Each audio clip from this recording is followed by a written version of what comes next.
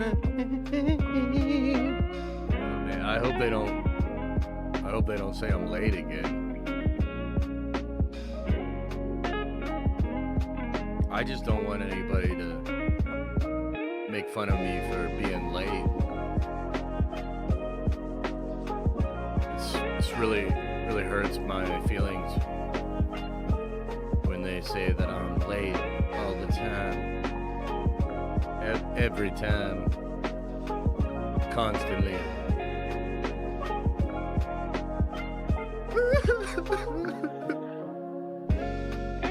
Wait, what? What do you mean the mic is hot?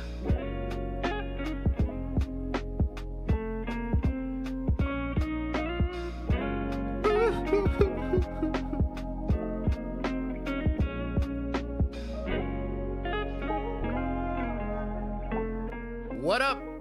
What is up, everybody? How's everybody doing? I fear that we might... And also, why is the camera so red? What's up with that? You see this little cone head here? Hi, little cone head. Yeah, you're almost done with your cone. I feel like I'm gonna have to go put them in the kennel. They're gonna be a little too crazy, I think. Dogs must have fucked something up? No. Why? Does it sound fucked up? Is everything messed up? What? Now Adam has me all nervous. Is something going wrong? What the hell? You got a pretty good tan? Yeah, it kind of looks like it, huh? I didn't even tan yesterday. I don't know what's going on. I look really orange and red today. What's up with that? Maybe it's something I can fix. I probably shouldn't even fuck with it, to be honest, but I'm trying to think of what it could be.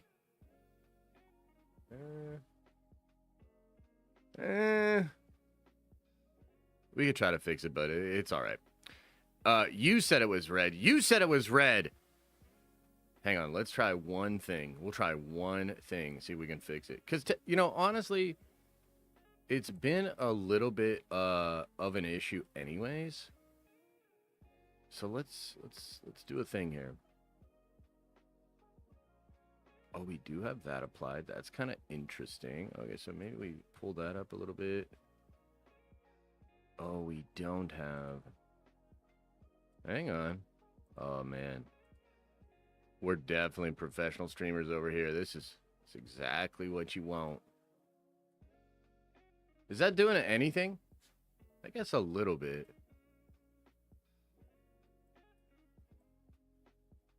Like, we could leave it there.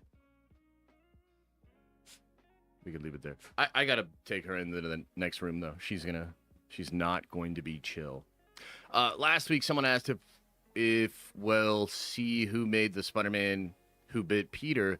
Could Hulk have been working on gamma spiders at Stark Tower where Peter went? Yeah, maybe. I don't think so, though. I mean, that's kind of a cool idea, but no, I don't think so, man. Are we live on Twitch as well? No, not right now. I am going to try to go back to multi-streaming, though. By the way, is everything cool? Why does it seem like it's all fucked up again? Is everything fine, or is it, like, all glitchy? It's the interdimensional elves, the imps, the beings. It's because he got tan sunburn from the beach. Maybe a little bit, but shouldn't be like this much. You know? I think something's wrong with the thing. It's lagging. No, it's not. No, it's not. Yeah, it's probably fine. Glad we have a stream today. A shame there was no stream yesterday. Yeah. You know, so I just need a little bit of time off. Oh, speaking of which, ooh, should I say it now? Ooh, you guys are gonna be so mad. Okay, some of you guys are gonna be mad. And I apologize. It's just a weird week, but no members stream tonight. I know. I'm sorry. The reason is because okay, I'll be right back. Come on, let's go. Let's go. Come on.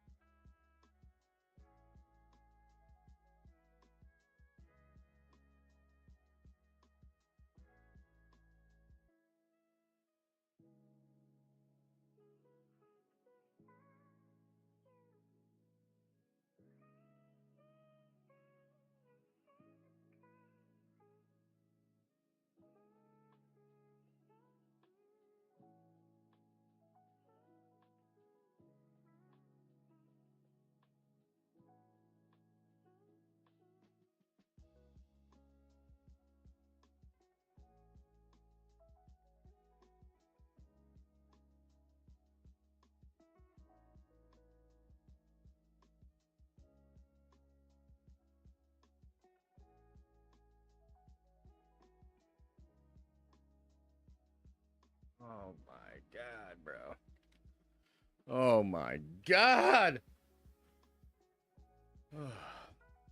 She is the most stubborn, ridiculous dog ever. I love her, but God damn.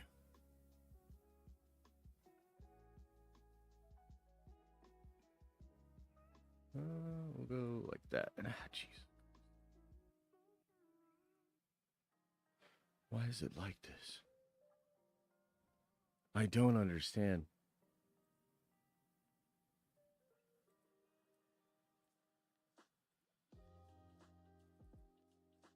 I think we'll have to leave it there.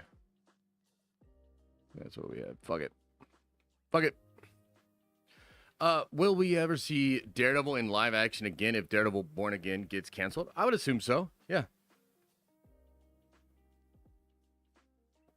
I would assume so. Didn't he basically said, Charlie Cox recently kind of hinted that it would be the final season?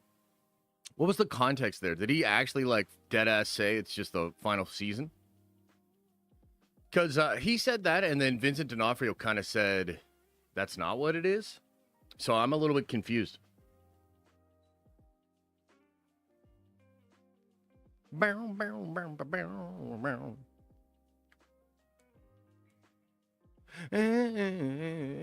Cancel that shit. I'm fine. I don't need to see his bitch ass again. Oh, Daredevil. Yeah. I mean, look. I feel bad for Charlie Cox and everybody involved in that. But at the same time, man, like, I don't know, man. Like, I don't know what y'all are saying, but feeling about it. To me, Daredevil Born Again was one of the most fucking disappointing things I've experienced as a Marvel fan. And I'm quite frankly really bitter about it. One of the reasons I'm so bitter about it is, like, we had this whole dog and pony show about the creative overhaul. It was all bullshit, dude. Like, they used most of the other show. It's just not even close to good enough. I thought it was so fucking bad, dude. Daredevil Born Again was so fucking bad. And at the end of the day, like, again, I feel bad for a lot of the people involved, but, like, you guys kind of played a role in this as well. Like, you know, like Charlie and Vince and everybody were kind of talking up the changes and all this stuff. And, yeah, I thought it was so bad, man. I thought it was so bad.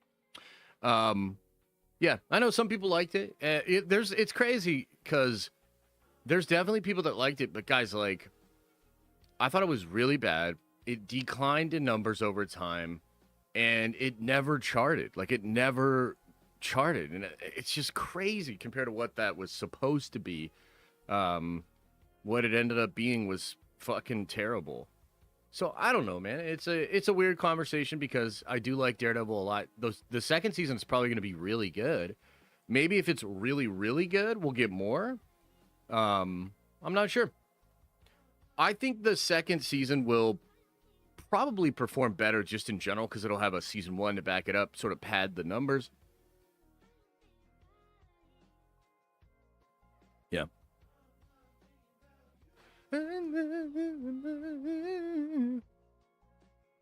Alien Earth is good. Dude, I didn't get to watch too much of it. I only got to watch like 45 minutes of the first episode.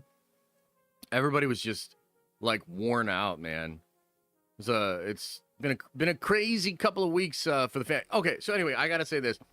No member stream tonight. I apologize. I'll post about it on Discord or whatever. The reason is because, so Liam has a birthday. He's turning 3 on Friday. And we have just so much shit planned. Like, we've got a Friday day planned. We got a Saturday day planned. And I just need time to get some of the other video stuff done. We will still stream tomorrow, and we'll still stream Friday morning. But no member stream tonight. We'll go back at it next week with the member streams. We have to figure out what we want to start doing again. I'm down to play some Marvel Rivals. I don't know if that time is kind of past for the community or not. That's always a fun thing we could do. I know people want to do the deep dives, and they want to bring back the deep dive stuff. And that's cool. I'm into that too. So we'll figure it out. But no member stream this week. I apologize. But I don't really miss a lot of member streams. I think we did miss one recently, but other than that, it's been a long time. So Apologies, but it is what it is. Rivals is still alive, yeah, but like, is the community still feeling it? Because even when we first started playing Rivals together, some people were like not feeling it, and they were a little butthurt that we were doing so much gaming or whatever. Yeah. Happy birthday to Liam. Hey, thanks, man. Yeah, he's a good kid, and we do have some fun stuff planned. But I also like need to get some of this other shit done. I'm just like perpetually behind. And when you have kids, it's like every moment that you have to be able to like focus on the work and the shit you need to do is like a blessing. And you need to take as many of those moments as you can. It's tough. They are feeling it more than Midhammer. Maybe, maybe not. You know, I actually saw today, and I had never seen this before, but somebody put there's a mod for Space Marine 2. Dude, this shit, I gotta try this out. I don't know if I'll do it on stream, but I'm gonna do it myself. There's a mod where you can play as a Custodes for Space Marine 2, and it looks fucking cool, dude. I was like, oh my god, they kind of nailed it. Like, you're fast, you're deadly, powerful. Whew! Might have to run through the campaign a little as a Custodes. That would be kind of fun. That'd be pretty sure. Please do more deep dives. It's my favorite part of your channel. Okay, yeah, we can do some more deep dives. I am down. Is there a YouTube vid with gameplay? Probably. I was watching Sandman of Terra live stream yesterday, and he had some of it playing as B-roll. And I was like, yo, that shit is cool, man. That shit is cool.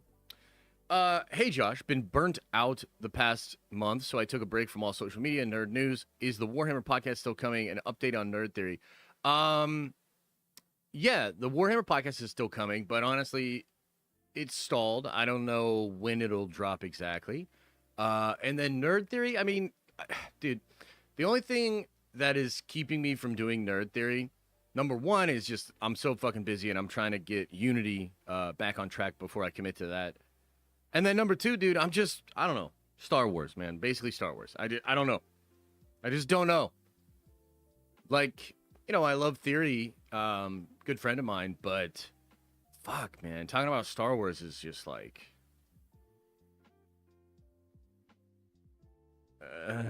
Star Wars, bro? Star Wars? Like, we're still on Star Wars? Like, I don't know.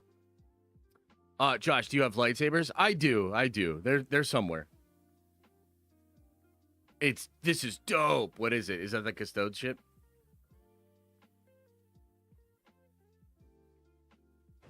Oh my fucking god, Chad. Oh my fucking god. Look at how badass this shit is. Oh my god.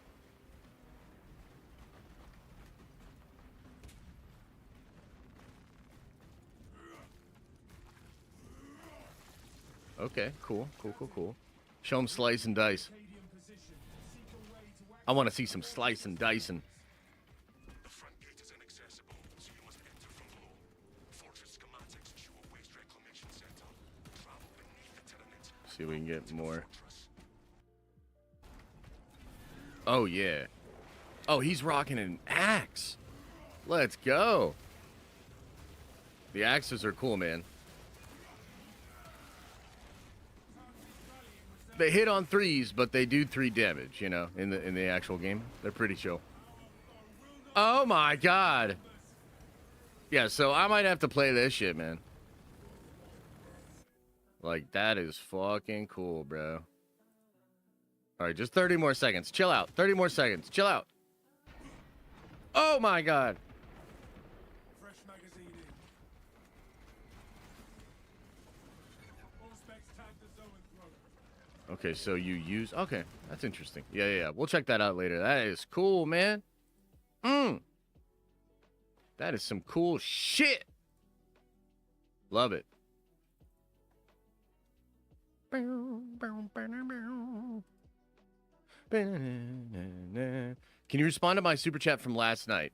Yeah, I think it was... Oh, yeah, I remember. So your super chat, and we will get into this a little bit more today because, we're going to talk about Doomsday. And Alex Perez just dropped a new Q&A for the Cosmic Circus and what's going on with Doomsday. And I'm excited to talk about that.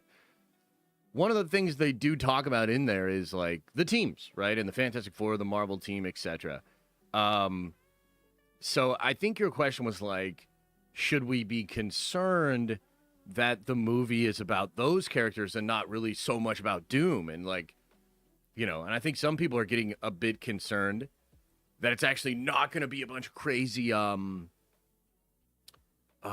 Doom. Maybe it's not as much about Doom as we thought. Maybe they paid $100 million for Downey, and they're not going to utilize him a lot or whatever. I don't know. I understand some of the concerns, but no, that's not what's happening. It's going to be a lot of Doom.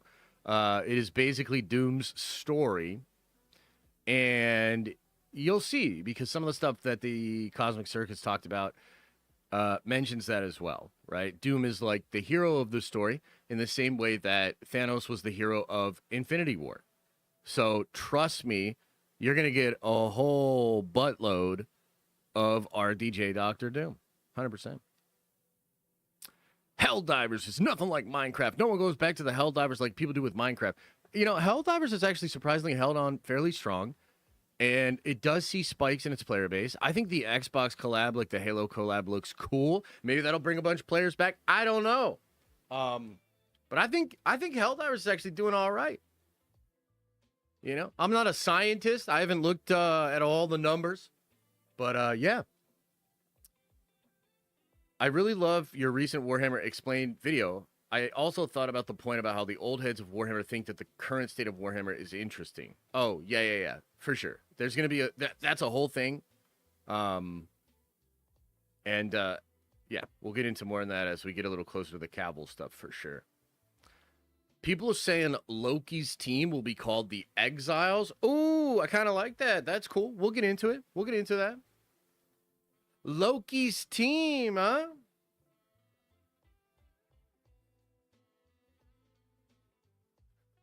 Loki's team. That Warhammer stream yesterday hit the spot. Yeah, I'm glad you liked it, man. I'm glad you liked it. I obviously love Warhammer, and I'm excited that some of you guys are getting into it.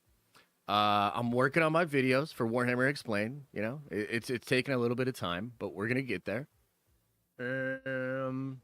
Yeah, it's fun. I think we actually missed the Ultramarines yesterday, which is hilarious. Because you wouldn't normally miss the Ultramarines, but I think we did. Loki's team will be Andrew, Blade, Wade, Logan, Laura. Maybe. Did you watch Alien Earth? If so, what did you think? I only got to watch 45 minutes, man. The wife was too sleepy. The wife said, we got to go to sleep. So I only got to watch 45 minutes. But it was cool. I enjoyed what I have seen so far, but I would like to see more. Do you think we'll see RDJ maskless F4 kind of preparing us for it? Yes, sir. Yes, sir. I think you will. Yes, sir. Anyone watch the 1 hour making of Superman doco? I watched a little bit of it.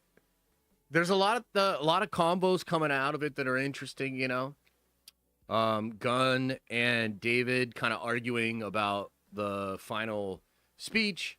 Rachel Brosnahan being kind of fucking high-key weird, in my opinion. And making out with David well past the cuts and just weird shit like that. And then, of course, there was, and I have it in my notes here, Brainiac! Oh, my God. Fucking Brainiac, dude. Confirmation of Brainiac as the big bad of the DCU. Oh, my God. Oh, my God. Holy, dude. We got to get into that because that is quite interesting. I actually do want to get a segment in on that for sure. For sure. Is Iron Man still your go-to in Rivals? I mean, I haven't played Rivals in a long time. The last time I was playing, though, yeah, I was playing Iron Man a lot. I was playing Ultron. I actually enjoy the changes to Thor. I don't know how that's shaken out in the meta. Maybe Thor's kind of shit now, but I like Thor. I played a good Magneto. Yeah, yeah. Those were the dudes. I kind of want to try Blade out, to be honest with you. Blade looks kind of lit.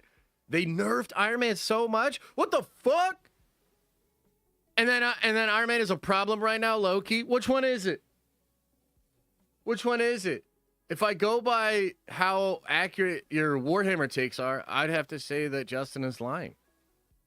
You know? What's your favorite show right now? What do you mean? Like my favorite show that's on TV, or just my favorite show that I've ever seen? My favorite show ever? What are you asking me, brother? According to Cosmic Circus, Doomsday will be featuring 6 teams: the Fantastic Four, the Thunderbolts, Loki's team, the X-Men, Sam's Avengers, and Doom's team. Wow. It's almost like that's a thing we're going to talk about on stream, and I got it in my goddamn notes. Why don't you just chill the fuck out, man? I'm trying to enjoy my coffee and get caught up with chat. Holy.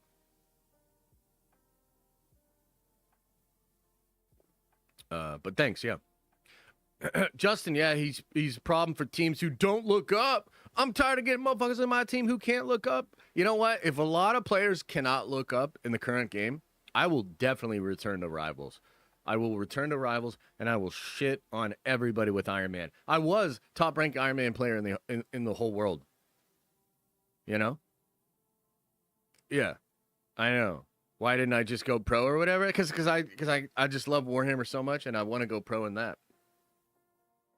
No coffee, just dribbling. My God. What version of Steve Rogers do you think we're going to see in Doomsday and Secret Wars? Probably one with assless chaps. That's super horny. Very handsy. Yeah. I've heard some names thrown around like Captain Harassment. You know, stuff like that. I remember you easily top 500 overall. Hell yeah, dude. Easy peasy, man. I was the best there was. Best there will ever be. TBH. I mean, if only you base it off Warhammer takes, it's not favorable, but real base. What the fuck are you even saying? America's ass. Yeah, for sure. That's America's ass. Bear. Your favorite show right now? My favorite show right now. Probably have to be Mobland. Love and Mobland, dude. TBH. What the fuck is this? What the fuck is this? Get this shit out of here. Mobland's awesome. I like House of the Dragon. The last season was a little bit weird. There's a lot of anime I'm enjoying. Like, new Bleach is fucking fire. Solo Leveling is incredible. Lazarus was dope, dude. I actually want to rewatch Lazarus. I just love it. I love the vibes. I love the music. Really cool. Do you like Smallville? Hell yeah, Smallville's cool. Severance? Nah, man. Severance is okay. I think Severance is all right. You know, it's all right. Is how I would say it. But yeah, I know people like it. Naruto, I could never get into Naruto, man. My best buddy loves Naruto. Shogun? Yeah, I like Shogun a lot. Sopranos? Nah, man. Fuck the Sopranos, bro. I couldn't get down with these Sopranos. I watched the first couple episodes and I'm just like, these fucking penguins? What is happening? Get the fuck out of here. No way. No way. The Sopranos sucks. Some fucking guy in Jersey gets addicted to having penguins or ducks in his stupid pool. Fuck out of here. Josh lost all his credit. Oh, shit. You guys really be liking that show, huh? You know what else you guys really like that's stupid? Deadpool. Man, I made a tweet yesterday where I was like, am I the only one over Deadpool? A bunch of you guys are like, actually, fucking Deadpool's great. Fuck you, old man. Get out of here, unk. You know? Jeez, man. You guys are really, really fired up about Deadpool. Okay, fine. You like Deadpool, fine. I'm a little bit over it. TBH, but whatever. What about Twin Peaks? Yeah, Twin Peaks was great. Your taste in shows explains a lot. Oh yeah, doesn't Carlos?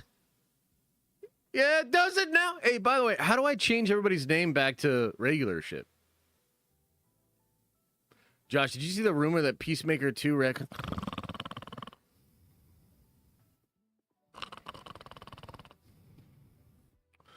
Yo, sorry. I don't know what just happened. What did I miss? What's news? Oh my God, so much news. Buckle up your butthole.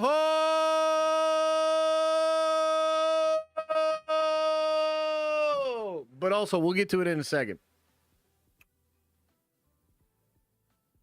It's on the back end in studio. I don't know what that means. The back end of a studio. Is that like some? Are you saying some fuck shit right now? What are you saying? I am certain you would live Peacemaker at the.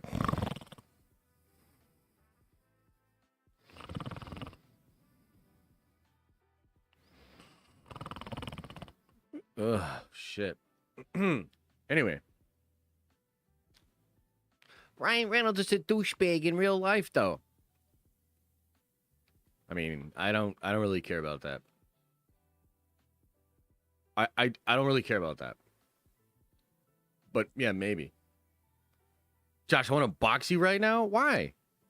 What did I do to you? Hey? What did I do to you, huh? Jeez, man. This guy's like, put up your dukes. Put up your fucking dukes. Why? Just because Warhammer's the best? Just because I'm all about that Warhammer right now? What do you want from me, dude? You know? Not to be mean, does your viewership decline on YouTube when you talk Warhammer, or do streams on it compared to other streams? So it's crazy. There are some differences. Okay, so let me tell you this. I'll explain it like this way. Something happens whenever I stream about Warhammer, and it's crazy. It's like I'm happy.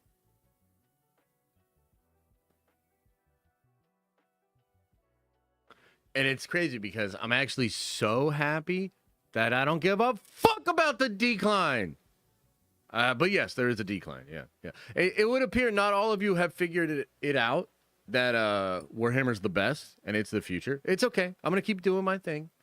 You know what I mean? And we can have both. You know, we can have both. We can have these streams where we yap about DC and Marvel and Star Wars, and we're like, oh my God, Dr. Doom, what the fuck? And then we could get into Warhammer as well. Some of you guys, you're going to like both. Some of you are going to like one and not the other. Some of you are not going to like any of it. What are you doing here, by the way? That's weird. But it's your prerogative. Warhammer sucks balls. What the fuck? Bro, don't make me turn this into a Warhammer stream. Don't make me. Don't tempt me, Frodo. Warhammer stream last night was perfect. Cured my insomnia. What the fuck? Henry Cavill, Warhammer gonna be good or nah? Bro, it's gonna make you believe in God. You know? You're gonna feel like a virgin again. Just fucking shut up and trust me. I'm trying to get into Warhammer. I don't know where to start. Dude, that's the beautiful part of it. There is no good place to start. You're never going to know it all. You know, the best place to start setting some money aside. You know what I mean? Just be like, Jesus, so this hobby's going to be expensive. And then just start setting some money aside, like golf. What is your first topic? Why you want to know? Huh? Why you want to know that? Why are you asking me that? What are you trying to get at? What's happening right now? Should I talk like this, real close to the mic? The fuck are you talking about? What's my first topic? Well, maybe there is no first topic. Maybe I had a first topic and now I threw it out.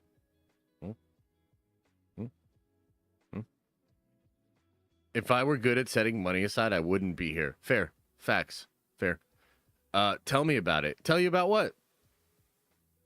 Did you watch Alien Earth yet? I did not watch it all. I think I watched like 45 minutes of the first episode. It was cool, though. I really like it. I like what I've seen so far. The first topic is Superman goes digital early. Is Gunn cooked? James Gunn gets fired. Bring back Zack Snyder. That's what it says in my notes. Okay? Are you happy now? Are you happy now? You know the first topic? The first topic?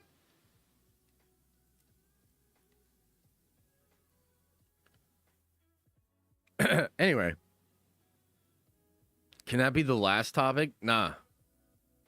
It's the first one. So let's talk about this shit. Okay? This came out yesterday. It kind of surprised a lot of people. I gotta be honest, I haven't seen too many people like actually break it down or like get into it. Probably because it's just like so fucking shocking for most people. What am I talking about, man? I'm talking about how Superman, the first DCU movie, is going to digital early. I actually couldn't believe this when I first saw it. I was like, what the fuck? So it was supposed to come out, I think like next week or maybe 2 weeks from now. And that would have been a 45-day window, which is still relatively, like, it kind of depends on how you look at it. Is that pretty normal nowadays? For sure. But I think Sinners got like a 60, maybe even longer run. Minecraft had a huge run. Lilo's probably going to have a huge run. So the more successful your movie is, the more they'll let it hang in theaters, right? The 45-day window already felt weird. You know, I was like, that's tough. That's probably going to cut off some legs there. Now, to be fair, of course, Superman is actually performing pretty well. There's a whole bunch of asterisks there, and it kind of depends on who you ask and what their motives are. But it's doing better than all the Marvel shit. I don't think it's lighting the world on fire. But this move is weird. So it was just announced yesterday, and Gunn himself got ahead of the announcement. I mean, he's the front-facing president. It totally makes sense, but I can't imagine this was a Gunn idea. This is probably, you know, either Safran or Zaslav. This is a Warner Brothers thing. They announce all of a sudden Superman's coming to digital early. A full 10 fucking days early. That's crazy. What that means is a 45-day theatrical window just became kind of like a 35-day. Technically speaking, I don't think they're actually taking it out of theaters. That I'm not 100% sure on. I could not get a clear answer on that, but I can't imagine they're going to pull it from theaters early. But you would assume this will have an impact on the financials. This will probably dry up a lot of what it was going to make in these next couple of weeks, okay?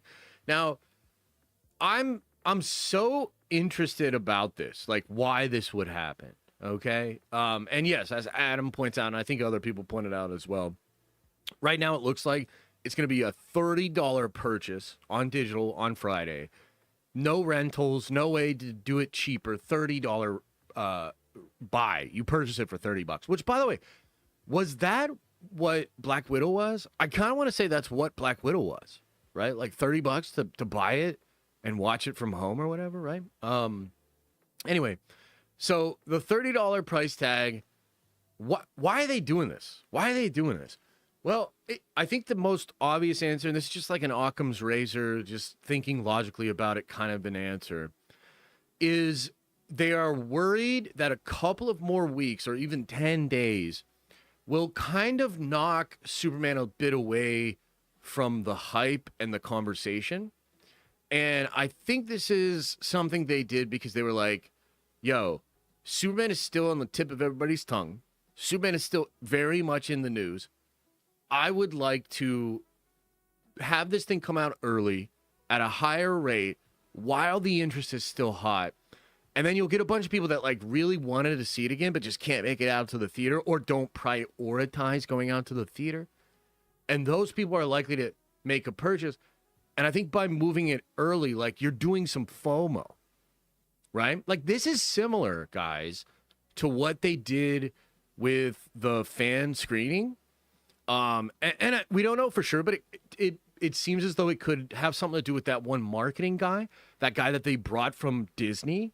And I mean, look, it seems like they're happy with what he's doing. I thought the fan screening thing was brilliant. I thought it was a brilliant move. They got me, you know what I mean? They got me with that shit. And it added an extra $3 million to that initial box office. I thought it was really brilliant. So maybe it's coming from that guy. Maybe it's coming from Zaslav. Maybe it's coming from somebody else. But the point is, it would have, like, the thing that makes the most sense is they just kind of identified this way to try to get way more digital sales, where they're like, okay, so we got dwindling theater sales, which is just that it is what it is. It's at the end of its run. Maybe we go early and we capture a little bit more hype, a little bit more of like social signals, and we get people talking. And then it gets maybe 10, 15%, 20% more digital sales in that time period because you move it 10 days earlier. Well, if you, depending on what the numbers are, that's a pretty good deal. That's a way for it to make a lot more money. And also, too, like, so we looked at this stat. It was a couple of months ago, and frankly, this isn't stuff that gets constantly reported by all the studios, so we're not sure. But Disney has started to, like, report what some of these movies are making in their, I think it's called, like, a P1 or a T1 period, which is, like, the digital sales before rental period. And I believe both Captain America and Thunderbolts both made, like, 100+ million, like 130 million in that digital sales time. What's interesting about that is, like, it's almost like a second opening box office weekend. And things are just so tight in the industry and everything's changing so much that I think that time period is becoming very valuable for some movies, right? So I think that's what they're doing. That, to me, is what makes the most sense. Now, I mean, look, on the one hand, it's probably a good move, right? I think this will work. I think it'll get more digital sales. By the way, just curious, are you guys going to buy it at this $30 price tag now? Because I kind of think I will. Like, dude, I got to say, again, I think it's a good move because the ability to watch Superman again this close to its theatrical release is valuable. It feels valuable. And all of a sudden, I kind of feel like, instead of going to the theater and spending all this money on, you know, concessions and all this kind of shit, like, I might do it, man. I might do it. I might buy it. I might watch this weekend, you know, watch with the kids and stuff so I can, like, pause it if shit gets crazy and all that. So I think it's going to work on me. I see a lot of people saying no, right? I see a lot of people saying no. Some people saying yes. I guess we'll see. We'll see how it shakes out. I think it's interesting. Now, one little minor thing that I want to bring up here, and it's only because I can't let it go, Chad. And I'm so fucking stubborn, and I'm such a ridiculous human being. You know what I mean? Like, you guys are ridiculous, and I give you a lot of shit, Chad, and you are. But so am I. You know what I mean? I'm a ridiculous dude. Case in point here. I've started to come up with some mutant monkey in the fucking pocket dimension type math. And I'm thinking this digital move with Superman could suck out like 5-10 million, maybe 20 million from the total theatrical box office for Superman. What if Fantastic Four extends its theatrical run? Because, and real talk too, they're not going to do this, but I highly doubt that Marvel is going to do what DC just did with Superman. Marvel's not going to do that shit. Marvel makes you wait a long time, and then they have the pay one period. They make you wait a long time on that, and then eventually it gets to Disney Plus. So I'm just saying there is a chance. There is a chance now that if Fantastic Four legs out and we all start going to see Fantastic Four within the next couple of weeks while Warner Brothers is just pulling it away, maybe Fantastic Four can beat Superman and I won't have to pay Brandon Davis $500. So anyway, that probably will not happen. So here's the other question though, obviously. What does this mean for theaters, bro? Like, what does this mean for theaters? Real quick, too. Like, are you guys positive on this thing, or do you think this is bullcrap? Like, are you mad that Warner Brothers is doing this with Superman, or do you think this is a good move? I'm kind of curious as to how you guys feel. I guess here's the question. Are theaters cooked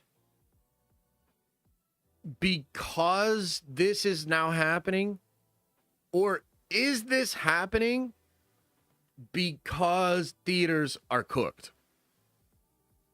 Because we talked about this the other day, man. There's some data out there that's super scary. When you strip away inflation and you just look at actual raw ticket sales, tickets are like 40 to 50% down since pre-pandemic. year over year. So you have some good years, you have some bad years, but basically this year is looking to be about 40% of what it was in 2019. So holy shit.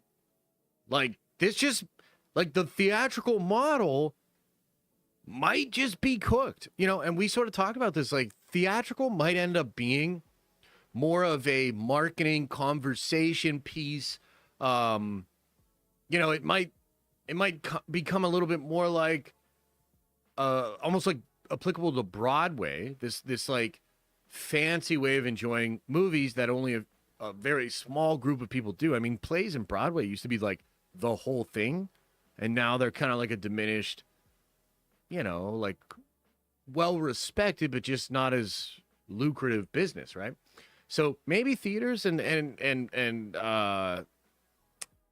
the theatrical experience is just kind of cooked, and the companies themselves are like just making more aggressive moves to maximize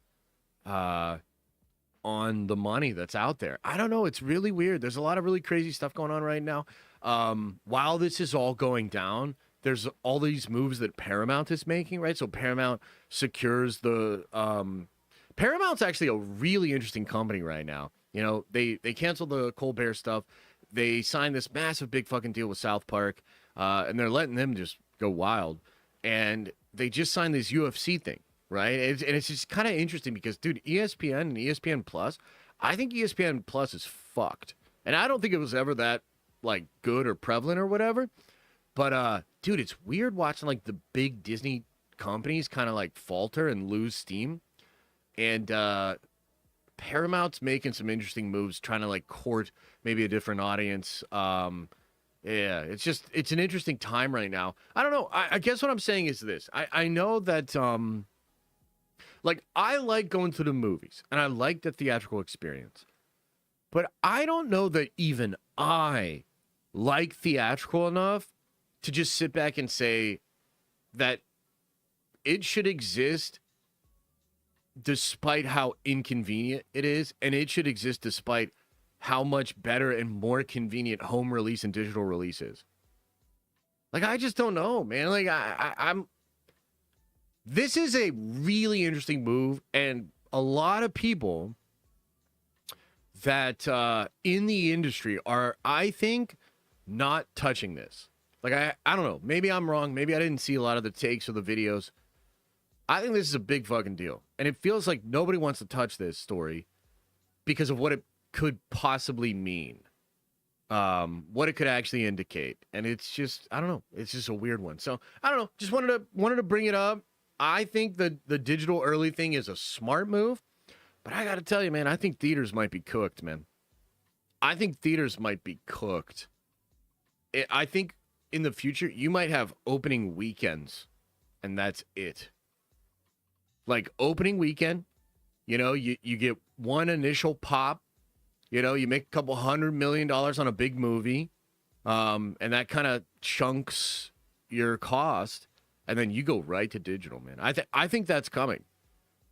And to be honest with you, I think dead ass, bro. I think if that happened, these studios would be making more money instantly. Now, the theaters, the distributors, a lot of these other people, they would be fucked. But aren't they kind of already fucked? Like, isn't that what we're talking about? I don't know. It's a weird time right now. I guess we'll see how it all shakes out. I feel like the non-IMAX theaters did not do F4 justice visually, in my opinion. That's one I'm excited to watch at home on a nice TV. Yeah, I agree. Like, I saw it in both, and I really liked it both times. But yeah, it's definitely diminished. Definitely diminished in a non-premium screen. At this point, I'm only going to the movies if it's a movie that's offering IMAX. I'm already paying for a subscription service to get these movies within a month, and theater prices are gouging. Yeah. Weapons is better than all the Marvel slop. I've heard people really like Weapons, but it's just, I don't know. It's weird because, like, you know, that the Marvel slop thing is certainly a reputation that they earned, but two of the Marvel movies this year were absolutely incredible. They were very high quality. You cannot consider those things slop. I think they're very, very good. But at the same time, I get it, and I think Marvel kind of earned that rep. You know what I mean? Like, Marvel's the one that, like, turned all that bullshit in over the last couple of years, you know? Yeah. I heard Weapons was mid. Well, you'll always hear that, you know? You'll always hear that. Some people be like, oh, shit's mid, bro. Shit's mid, bro. Don't you know that shit's so mid? The whole theater financial model needs to change for the theaters to survive. Mass closures. Studios need to take less, knowing theaters can't survive on concessions alone. Yeah, maybe. I don't know exactly what the answer is, man. You know? Like, I almost feel like the theaters need to court something other than Hollywood. You know? Like, during the pandemic, there were some interesting ideas, like watching whatever movie you wanted in the theater is kind of interesting.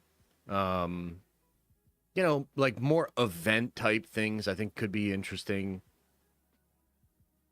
Yeah, I don't know, man. There was that Taylor Swift, John, what was that, a couple of years ago? She did that without Hollywood completely, and it was this huge success. She cut a big deal with the theaters themselves. You know, there's this K-pop Demon Hunter thing. It's kind of interesting. Did you guys see this? This movie's going into select theaters for Netflix, and I think it's just going a little bit as an experience. There's sing-alongs. So there's supposed to be like sing-along showings, and you go in and you sing all the songs, you know, because it's a musical. And we might literally go. We might take Liam because he loves that movie. And it could actually be because you're allowed to sing and shit. Like, that's something that you could actually have your kids in there for. You know what I mean? Chambrick, thank you for the gifted membership, man. Appreciate you. Do you think more people would flock to the theater if they lowered their prices? No, I don't. I don't think that's what it is. Now, if the economy was better in general, there would be less of a squeeze. And sure, maybe people would have more disposable income. But, like, there's just so much data to suggest that just people are spending their time elsewhere. Like, people are just spending their time the way they want to be entertained elsewhere. And I also think, like, the ability just to, like, hit pause and come back is huge. It's so convenient. Like, obviously, that's a convenient thing. Like, remember when TiVo first started? I don't know if you guys remember this. But when TiVo first was a thing, it was so fucking novel. Dude, everybody was like, this is fucking incredible. I can pause the TV, and then I can leave the room and I can come back in. Oh, my God. I can rewind the TV. Are you kidding me? Yeah.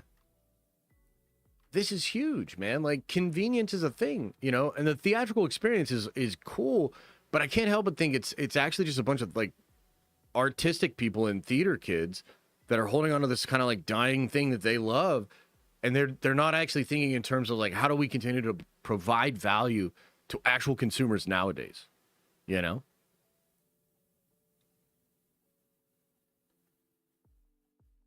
Yeah. Yeah. The TiVo sound? Yeah.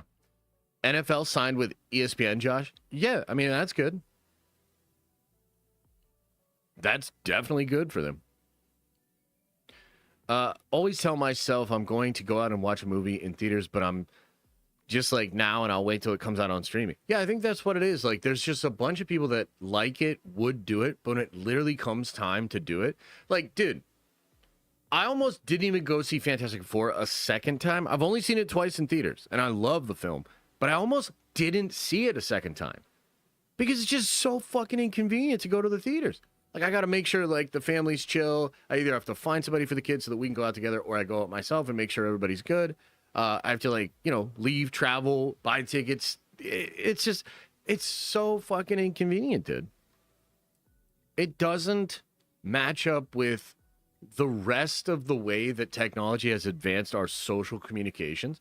I mean, we have, like, all the shit in our phone. We talk to people constantly. We're constantly engaging with the world. And this theater is like, hey, you want to go to this building away from your house, sit in the dark. You cannot use your phone. You have to pay overpriced, for food and all this shit. It's just like that model, whether people want to admit it or not, is, I just don't see the value for most folks. You know what I mean? Like, I just legit do not see how that's valuable for most people. So yeah, I don't know. This whole thing, man, this whole thing with Superman going 10 days early, man, it might seem like a small thing. I think it's a big fucking deal, dude. I think it's a big fucking deal. Yeah, antiquated is a great word for it. It's antiquated. You know? What if it's going to be like home viewing premieres like on YouTube? What if it's going to be like home viewing premieres like on YouTube? I don't know what you mean by that exactly. People as of these days would rather wait to watch a movie at home due to convenience. It's cheaper than going to the theaters. 100%, yeah. But it's not just that. It's also the fact that, like, there's so much good entertainment just at your fingertips. Not only do you have, like, vast catalogs of brilliant movies from the past, but you have all these awesome shows. You have all this anime. You have all this fucking YouTube content, podcasts, all this kind of shit. You can curate your day-to-day entertainment more than ever before. And Hollywood, that has this incredibly antiquated system where they go through market research, they hear pitches, they decide on ideas, and then spend years making a big, expensive fucking product that needs to go out into an antiquated distribution model in an antiquated industry while people are broke and going in a completely different direction. It just feels so silly. Like, it just literally sounds... It is so silly when you really sit back and think about it. Like, there's nothing about that model that has even tried to bridge the gap between, like, modern technology, modern audience needs, sensibilities. You know what I mean? Like, it's just so silly when you think about it, really. Screens and audio have surpassed theaters at home for the most part as well. Yeah. Yep. Yep. Modern life is hell. I mean, yeah, there's some drawbacks. There's some drawbacks, you know. Theaters offering exclusive content coming soon. They should. They should, man. It is, but fuck it, man. I love going to the theater still. I do too. I love going to the theater still. Yeah. They should have a popcorn conveyor belt that takes the popcorn to your seats. I mean, that would be kind of fun, yeah. That would be kind of fun, man, yeah. Yeah. What happened to the director's commentary? It's still a thing. I don't know that all movies do it, but yeah, it's still a thing. Yeah. Yeah. Well, as an interesting combo, we'll see how it all shakes out, man. We'll see. Okay, should we talk a little bit about Spider-Man? Hey, yo. Y'all know about Spider-Man, dude? What you guys know about Spider-Man? Why don't y'all let me know? What do you even know about Spider-Man, huh? What do you even know about this motherfucker Spider-Man? So, I think this is actually pretty important to bring up. It's a little nuanced. It's a little weird. Did you guys see that there were set photos yesterday that leaked out, and they claimed to show Sadie Sink with blonde hair? Did you guys see this? So, couple of things we got to talk about. First of all, there's the Carrie Coon rumors that came from Jeff Snyder, and then there's this Gwen Stacy stuff with Sadie Sink. And I really want you to focus. I really want you to pay attention to this. If you're watching this on the Clips channel or you're watching it live, this is actually a big deal. And a lot of people are going to not talk about this. So I want you to know. So what happened was Sadie Sink, there was a couple of reasons. There was a shot of her with the crew. Destin retweeted it or posted it on Instagram. And it made people think that it was a recent photo and that Sadie Sink was in Glasgow filming with Tom Holland for the Spider-Man movie, okay? So that's what happened. And then everybody, of course, all these people that are taking the set photos, the telephoto lens, unboxed HD, all these guys, they're like, looking for Sadie Sink, right? They're like, where's Sadie? It's like, where's Waldo? But it's like, where's Sadie? So anyway, they find this young lady that they identify as Sadie Sink. And the thing is, she was blonde. She was blonde. Now, what's interesting about this is a lot of people like myself that are like, semi-connected, but we don't really know shit, We're just a bunch of dumbass nerds on the internet getting hyped up about shit. A lot of people like me were like, oh shit, blonde hair, she's Gwen Stacy. And the reason we think that is because Christian Harloff said that he heard from a source that she was going to be Gwen Stacy. There was actually some other people that reported this as well. Some rumors around the Gwen Stacy character. Okay, but here's the thing that's so weird, and this is the thing that nobody's gonna talk about. As this was going on, a whole bunch of the scoopers, like Daniel, My Time to Shine, the lady that runs Nexus Point News, a whole bunch of them, said, I'm pretty sure that's not her. Like all of them at the same time, immediately. Whenever this happens, you got to use pattern recognition, man. Pattern recog. Okay, it's a superpower. So why and how did all of the scoopers, all of them, basically all say immediately, that's not her? And in fact, the young lady or the lady that runs Nexus Point News, she said, I'm 95% sure she's not Gwen. The reason that everybody thought that she wasn't, that was not Sadie Sink, like the reason all the scoopers kind of jumped on it right away and they were like, I don't think that's her, that's some rando, blah, blah, blah, blah, blah, blah, is because they all know she's not Gwen. They all know she's not Gwen. Probably, maybe also they know she's not blonde in the film. Okay? Because everybody was like, okay, here she is and she's blonde. They all immediately know she's not blonde. And so they're all like, it's not her, she's not Gwen, blah, blah, blah, blah, blah, blah. Okay?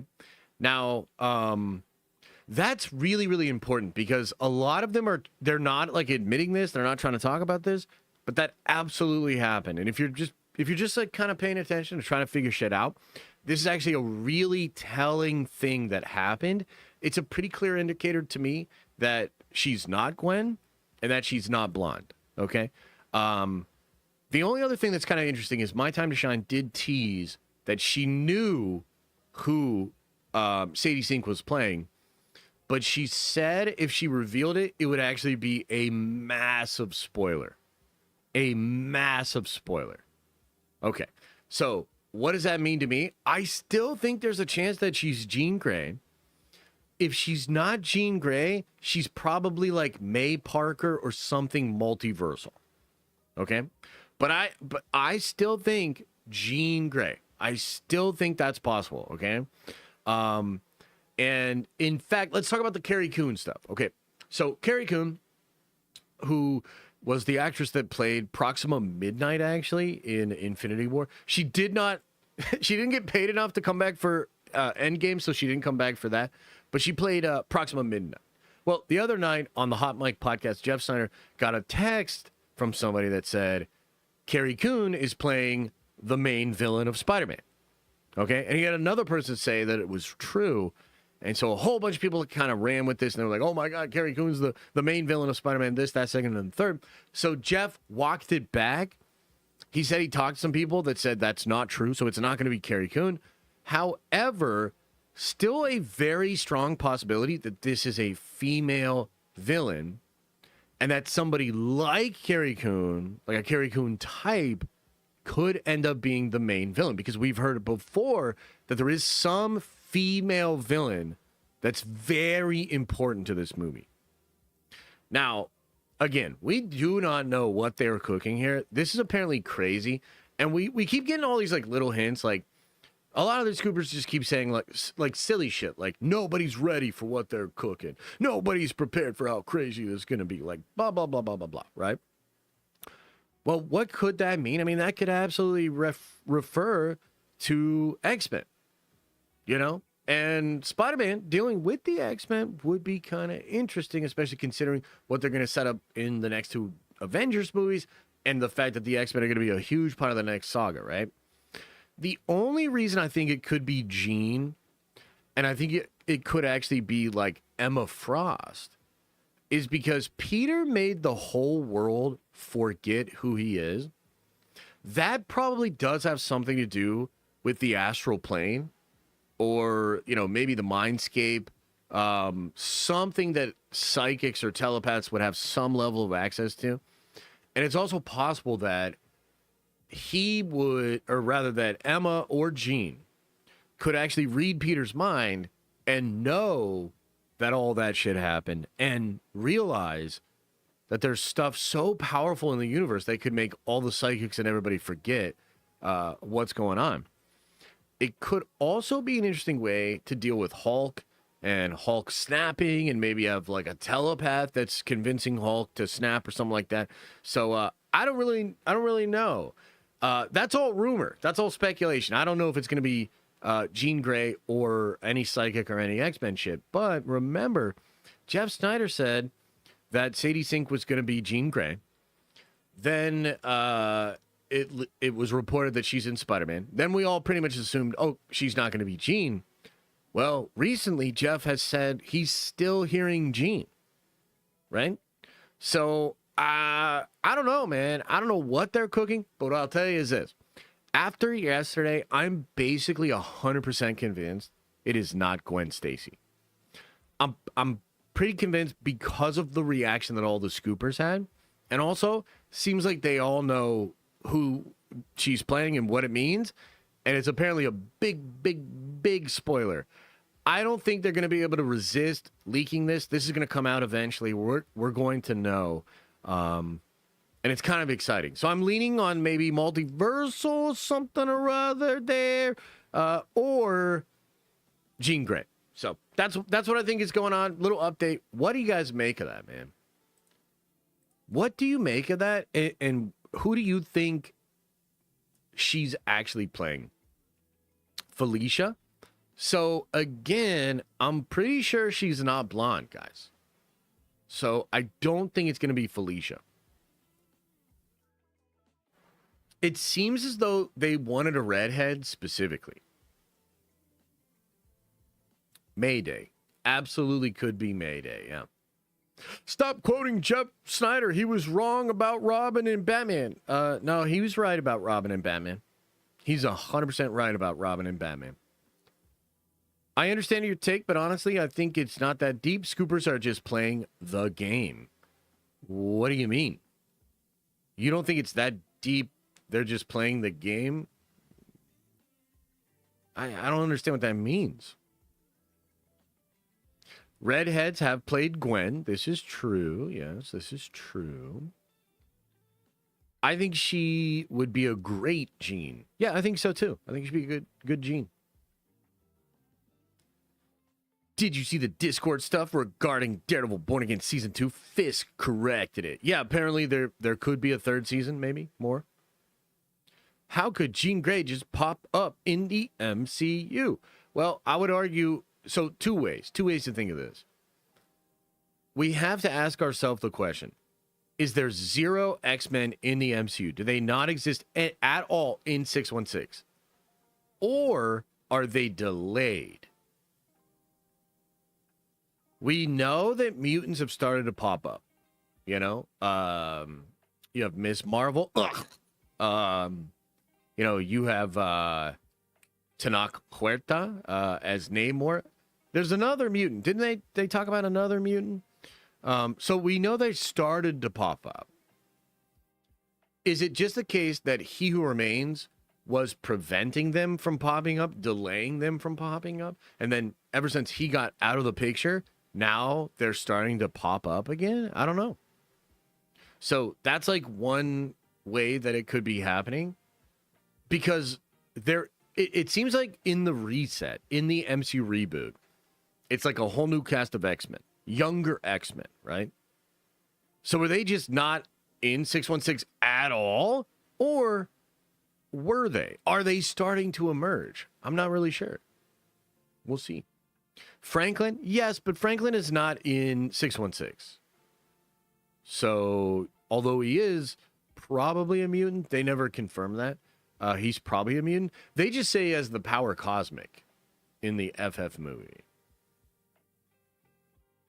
Yeah. Why would Punisher? Why would Punisher what? Typhoid Mary? Highly doubt it. Highly doubt it. Doesn't Wolverine already exist in She-Hulk? You're talking about that old silver claw, metal claw thing? Could be Wolverine, could be somebody else. Could be just a bullshit Easter egg that doesn't mean shit. I don't know. I don't know. I mean, it's probably Gwen. The Scoopers are hinting there is more to it for clout or something. Not to say they don't have sources, but it seems from from time to time. What I would just tell you is, like, if you just use Occam's razor, what is more likely? Is it more likely that they all acted a certain way because they all know a certain thing? Or is it more likely that that was some kind of coordinated clout chasing thing? Like, do you know what I mean? Like, it's way more likely that they all just acted that way because they know the same thing. Truders says, also, if Jean Grey is Sadie Sink, that implies the whole team, Cyclops, Wolverine, Storm, etc., will be younger 20s age-wise. Yes, and that does line up with some shit we've heard. I think Alex has hinted at this. I think Jeff has hinted at this. It does kind of seem like they're going to do younger X-Men. Yeah. Could it be that Peter is the anchor being and Jean is sent to 616 to protect Peter from whatever? Yeah, totally. Totally could be. Totally could be, man. Don't forget Tiamat. Yeah. Tiamat. So cool. X-Men Evolution in live action for the win. Oh, God. Using Spider-Man to introduce the X-Men would be an interesting decision on Marvel's part, but at the same time, Spidey does have a lot of history with the X-Men. Yeah, and Spider-Man was first introduced in a Captain America movie in the MCU. So was Black Panther. Both of those characters, which went on to be a big fucking deal, actually were going to be even more of a big deal before everything got fucked up. They were set up in a Captain America movie. First appearance. Civil War. Right? So, yeah, Marvel's done this before. If these new X-Men are indeed a super big deal, why not throw them in a big old Spider-Man movie? You know? Your Occam's razor is shaped like a hammer. Maybe it is. What you gonna do about it? Jean could just be sent back in time from post Battleworld. Ooh, now you're cooking. That could be cool. Something like that could be fun. Could be real cool, man. Hell yeah. All right. I think that's enough on that segment. It is interesting though. The main thing for me was I wanted you guys to realize that the reaction that all these scoopers had, I think, is very telling. I think it's very telling. And I think it just kind of shows they all know what it is, and they all know it's not Gwen. So, there you go. There you go. There goes my hero. He's ordinary. All right, let's talk a little bit of DC Brainiac, and then we'll get into the juicy Doomsday news. Oh my God, Doomsday! Fucking Dr. Doom! Dr. Doom! What about Rachel or Firestar? Nope. She will be Medusa. Inhumans. Don't tell Rob. Nope. Nope. Nope, nope, nope. Aim for the bushes. Hell yeah. Hell yeah. Did you see Joe Carey as Harry Osborn rumors? Yep. We talked about that too. I mean, I'm telling you right now. My feeling, and it's just a feeling, my feeling is it's Norman Osborn. I think the villain of Spider-Man Brand New Day is Norman Osborn. What? Oh my God. Holy shit. Crazy. Or the Scoopers, all the same wrong source, which has happened. Sure. Sure.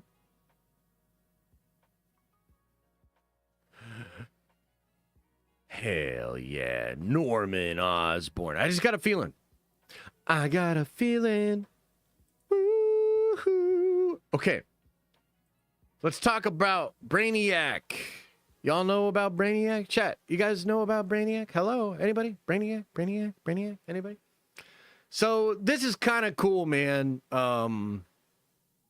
So yesterday, there was a hour-long documentary all about Superman and the making of Superman. I think it was literally called Superman 2025 Adventures in the Making of Superman from Warner Bros. Entertainment.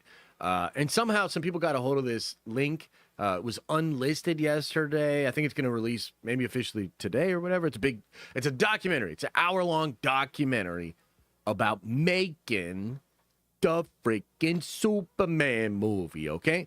Now, this right here, what you're looking at on the screen right now, this is from this documentary. And it is showing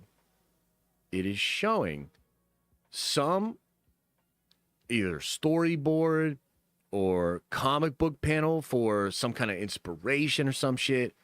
It is showing something here with Supergirl, Superman, Cryptos, and then here, I'll move my camera out of the way so you can see fucking Brainiac underneath me right there. It's Brainiac. That's Brainiac. That's Brainiac. That is Brainiac. Okay. Now, there is something kind of weird about this, and it also appears to be a shot of somebody holding a comic book panel, like an actual comic book page. So what the fuck is this? Like, somebody's got canon comic in the movie? Like, what is this? I don't know what this is. But it has certainly sparked a lot of conversation, okay? And here's the thing. This is not just them, like, having Brainiac in this thing. There's actually more to it. Do you recall, chat, that just a couple of weeks ago, Humberto Gonzalez and some other insiders all started randomly posting Brainiac? Y'all remember this? Do you guys remember? Whole bunch of people started just randomly posting Brainiac, dude. And it's like, what the fuck was that? A lot of people thought, oh shit, Brainiac might well be the big bad of the whole DCU and what they're cooking, right? So, a whole bunch of people talking about Brainiac, thinking about Brainiac. So, let's quickly just, for those of you that don't know, like, who is this Brainiac guy? Let me pull up some images of Brainiac for you and kind of explain it. So, Brainiac is an alien, and he is something like an ancient... He's actually very similar to Galactus, in the sense that he's like, you know, something like a universal constant. He's this ancient being, and there are different versions of Brainiac. So originally, Brainiac is kind of like a passive observer. He's just doing his thing, capturing cities, capturing things from planet, and he's just trying to build up a big library. He's actually like, for your Warhammer fans out there, he's a lot like Trazrin, the Infinite, the guy that has the big zoo of all the collection and all that shit. So definitely a collector of sorts. And in the original version of comics, he's sort of passive. He doesn't really do too much. Now, later on, he becomes a person that takes a city from Krypton before Krypton is even destroyed. So I think in 2008, there was a story written by Jeff Johns called Superman Brainiac, and it recontextualizes Brainiac, and I believe it retcons it so that Brainiac takes the city of Condor before Krypton explodes. It actually shows that Kara witnesses this. So Supergirl witnesses Brainiac literally taking this whole fucking city and leaving. And I think there were even some retcons that kind of made it so Brainiac is somewhat responsible for Krypton exploding. He either puts like some virus into their computers, or he knew that they were going to explode and he holds the knowledge from them and doesn't like tell them and anything like that or whatever. So there's like, you know, like everything in comics, checkered past, retcons, changes or whatever. But Brainiac, super fucking powerful, incredibly smart, you know, something like a version of Galactus, but a little bit more like physically active and actually can get into a brawl with the Kryptonians. Brainiac is a really cool character. Now, here's the thing. Brainiac, I think specifically for what Gunn is cooking in the DCU, could be perfect. And part of why is because of this retcon to the Kryptonians. Okay, so maybe it was just Clark's parents. Maybe it was more of Krypton. But the Kryptonians seem to be, let's say, a little less chill, right? They seem to want to maybe conquer worlds. It's not so explicit in Superman that you're like, oh my God, like, dude, they were, like, the Kryptonians are bad. They're like the Saiyans, or they're like the Viltrumites or whatever. That's not what it is. It's kind of vague.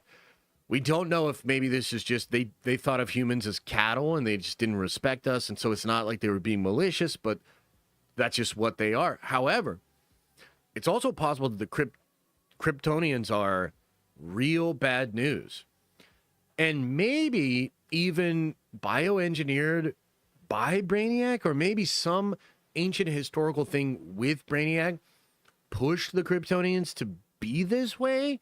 Maybe the Kryptonians and Brainiac and maybe his old race have some history. You know, there's all sorts of stuff they could do with Brainiac in the DCU to sort of adjust him, change him a little bit. I think because they want to do Kara next, they're going to do Supergirl, and then they want to do, you know, they want to do more stuff. Like they said, I think Gunn called it a super family film. Well, you think about super family shit, bruh. You got these characters all together. That's the super family right there. You know what I mean? Like, that's Kara, that's Clark, that's Krypto, and that's Brainiac. So are they going to maybe explore the relationship between Brainiac and Kara in Supergirl, and then tease Brainiac as the big bad for the next Superman super family thing? And does it specifically have to do with the, you know, Kryptonian, the dark evil Kryptonian retcon? These are fascinating questions. So look, I think, guys, like, who's to say for sure what this image is? It was just one thing they caught in a huge hour-long documentary. By the way, there will be even more stuff when Superman comes out on digital and then on a Blu-ray and shit. There'll be special presentations, special features. People will probably, you know, go over it all with a fine-tooth comb and maybe find more evidence of Brainiac. We'll see. But to me, there were old rumors of Brainiac. You have all the scoopers, and then you had Humberto Gonzalez being like, Brainiac, a couple of weeks ago, out of nowhere. You've got this image here. You have the comic book history, the relationship to Kara. You know, Brainiac, by the way, not in Woman of Tomorrow. Not a part of the Woman of Tomorrow run. But enough of a part of the history of Kara. And again, I think in that 2008 Jeff Johns run, I think they retcon it so that Kara literally witnesses Brainiac take that planet, right? So that could be part of like her trauma, her PTSD, why she drinks, why she's kind of fucked up or whatever. So, hey, interesting pieces being pulled together here. I wonder what you guys think. Are you excited about a potential Brainiac big bad for the DCU? What do you think, man? What do you think? Super Family seems like a plan B because Brave and the Bold isn't working out like Gunn originally planned. It could be. Could be. I mean, that's kind of a bummer because I love Batman and I want the DCU Batman, frankly, you know? But at the same time, you know, Matt Reeves has earned the right to at least do this next film. And I think Gunn wants to kind of back off, give him space. So, yeah. Yeah. Lobo will probably be a creme substitute. You think so? I think Lobo will be more antagonistic in this film. Maybe there just will be that character, right? So in that run, from what I understand, there's like this other alien girl that's looking for her dad, and it's like this big quest to find her dad throughout the galaxy. Yeah, I don't know. Maybe we'll just get a character that is creme in the movie. Hey, Josh, I was praying for you, the family, and Leia's health. Glad Leia is doing better. Thank you for the prayers. She's doing better, man. I think she gets her stitches out tomorrow. She's been taking her meds. She's in so much better spirits. And it seems like she's made pretty much a full recovery, which is great. So, thank you. I wanted DC Batman until I saw Gunn's Superman. Oh, no! But I don't think Gunn is going to do Batman. You know? I think somebody else will handle Batman. Like writer, director. Somebody kills her dad and she's hunting down his killer. Oh, okay. Interesting. Interesting. That's what it is? Cool. I got to read it. I will read it. I will read it. Maybe Lobo is the first bounty hunter the girl hires to kill Krem. Yeah, maybe. Maybe Lobo's the one that killed the dad, huh? Love your channel, Josh. Keep up the great work. Hey, appreciate you, man. Thank you. Thank you, thank you, thank you. Any other questions about Brainiac? Any other thoughts here? You think they should tease it in the Supergirl movie? This is kind of weird, right? Like, what do you make of this? There's an actual comic strip that people are looking at here. You know what's kind of fucking crazy about this? I'm going to say something absolutely wild. Does any of you DC heads, you guys know where I'm going with this? Do any of you DC heads know why there would be a shot of a character reading a comic book of this scene in a DC movie?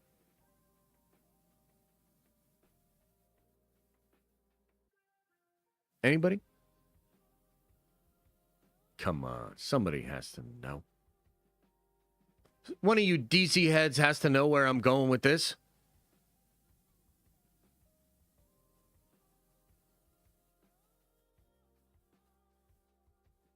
So, in Earth Prime. Hey, Laugh Entertainment's got it. Let's go, my man. Now, that's a DC fan. In Earth Prime, all of the actual superheroes are like they are to us. They are in the comics and the movies and shit like that. And so Superboy Prime grows up not having powers at all and instead is just worshiping and following along with the actual DC heroes from the comic books. Okay? And he actually ends up getting this whole impression of them that they should be like super heroic and like really great. And then all of a sudden he gets all those powers. Okay? And then he sees the actual DC universe, like Earth 1, and they suck. They, like, don't live up to his expectation because he'd been reading them his whole life and shit like that. And then he's like, well, fuck these heroes then. I mean, I'm sort of, paraphrasing or whatever. But this is pretty interesting. Everybody's focused on the Brainiac of it all. This could actually be our first tease of Superboy Prime. Superboy rocks, but it's way too early. I don't know. I don't know.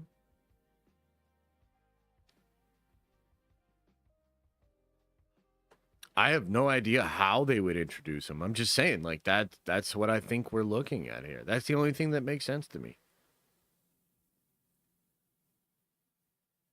Isn't that crazy? Do you guys think I'm crazy? Too early? Maybe. He just returned in the comics? Oh, shit. Okay. Okay. I think that would be wild, bro. Talk about swinging for the fences. That would be fucking crazy.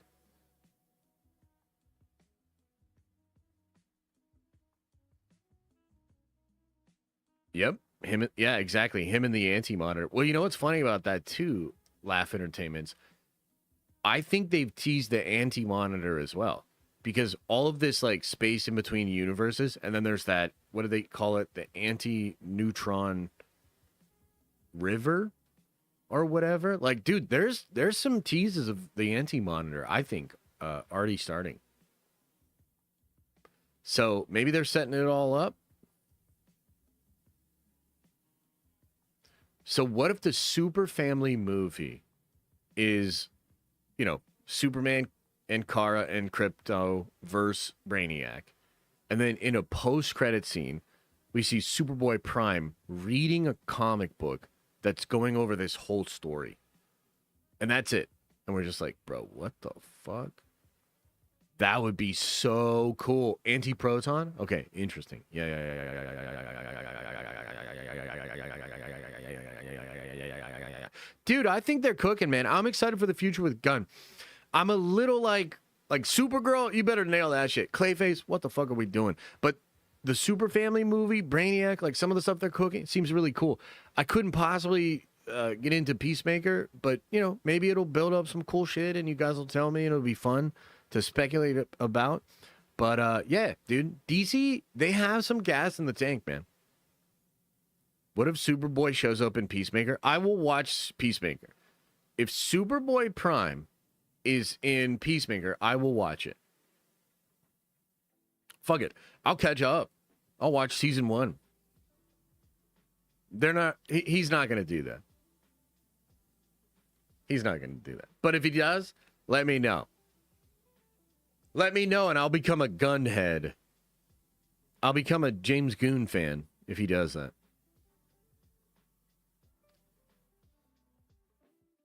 Hey, thanks, brother. Yeah, let me know about a Peacemaker. I would appreciate that. Wait, what? The director's commentary, the gag reel, and the deleted scenes will not be in the physical release? What? Are they only in the digital release? That comes out on Friday? That is weird. I don't like that.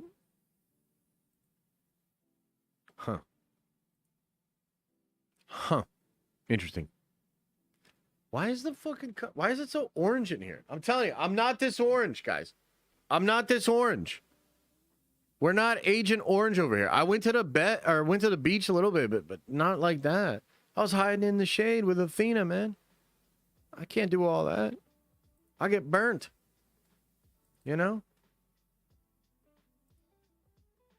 I'm Polish, man, you know? Dun, dun, dun. You just railed about getting new tech and you wanted to put the special features on physical? Well, I just think it's not fair for the physical people, Adam, but I guess you're right. Fuck them. Orange, you glad to be streaming? Jesus. A burnt chicken nugget? Do I look like a burnt... Chat. Yes or no? Do I look like a burnt chicken nugget? I know the hair's a little crazy. I need a good cut. Okay? Yeah. And everything feels oversaturated. But are you telling me that I look like a goddamn chicken nugget? A chicken nugget?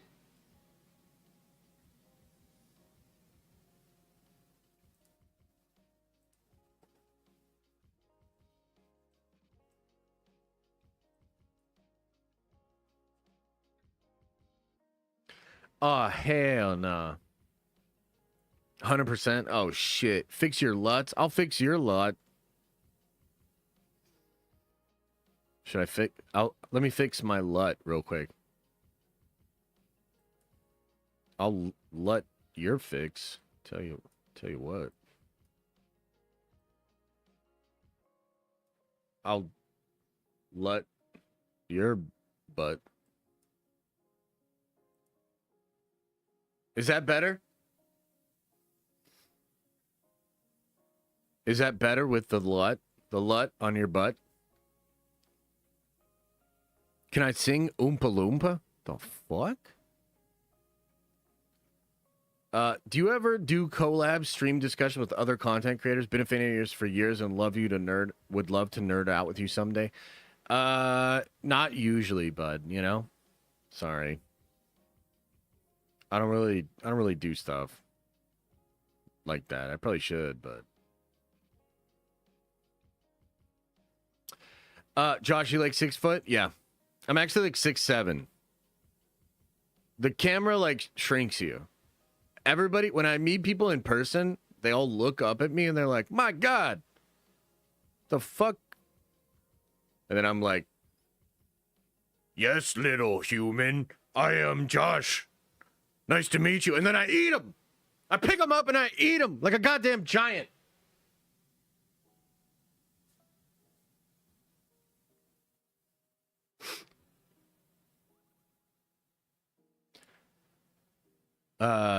What if we did a sort of thing for Peacemaker? You give me more well-informed speculation. What do you mean? What do you mean? What are you saying? There's a new logo on the Punisher tank, and Spider-Man logo is a Black Panther. Yeah, it kind of looks like the Thundercats, doesn't it? Like, damn, I knew they were going crazy with Spider-Man, but the fucking Thundercats, holy shit. All right. Let's talk Doomsday! Let's talk motherfucking Doomsday, chat! Let me find the article here.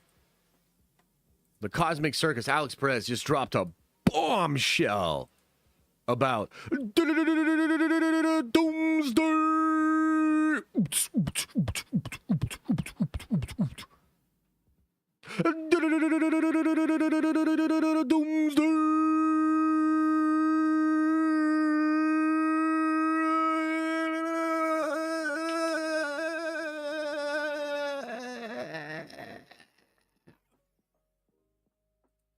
Sorry.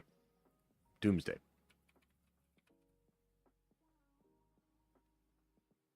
Let's find it. Let's find the whole fucking article. Let's read the whole fucking article.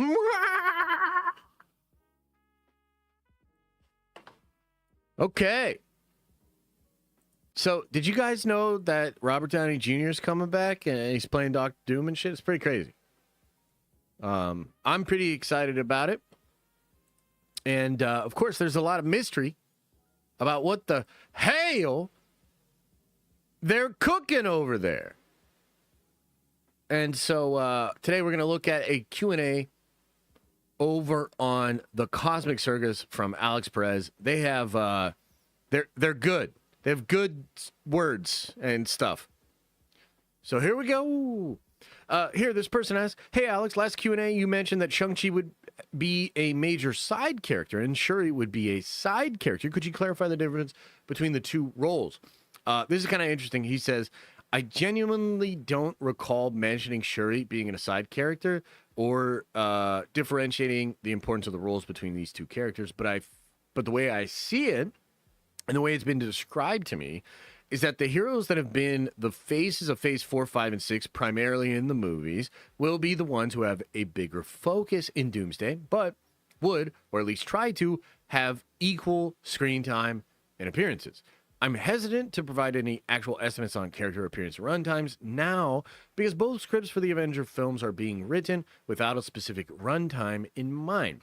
Yes, they have a goal time, but they would play out the story they have in their head and then work around, cut, edit, reshoot, and production process develops.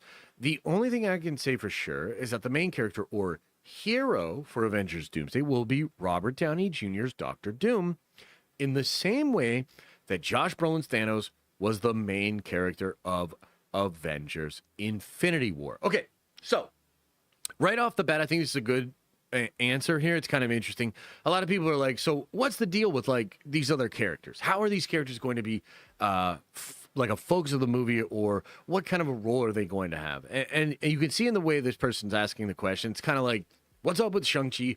What's up with Shuri? Now, what Alex says is that most of the main characters will have big roles in Doomsday. Secret Wars, probably going to be more like your multiversal variant people, you know, like your Tobys, your Chris Evans, like I think the OGs mostly, and the other big multiversal variant characters like Hugh Jackman, Tobey Maguire, etc. That's going to be a Secret Wars thing. However, what he's implying here is that in Doomsday, they're going to try to have most of those characters have equal screen time.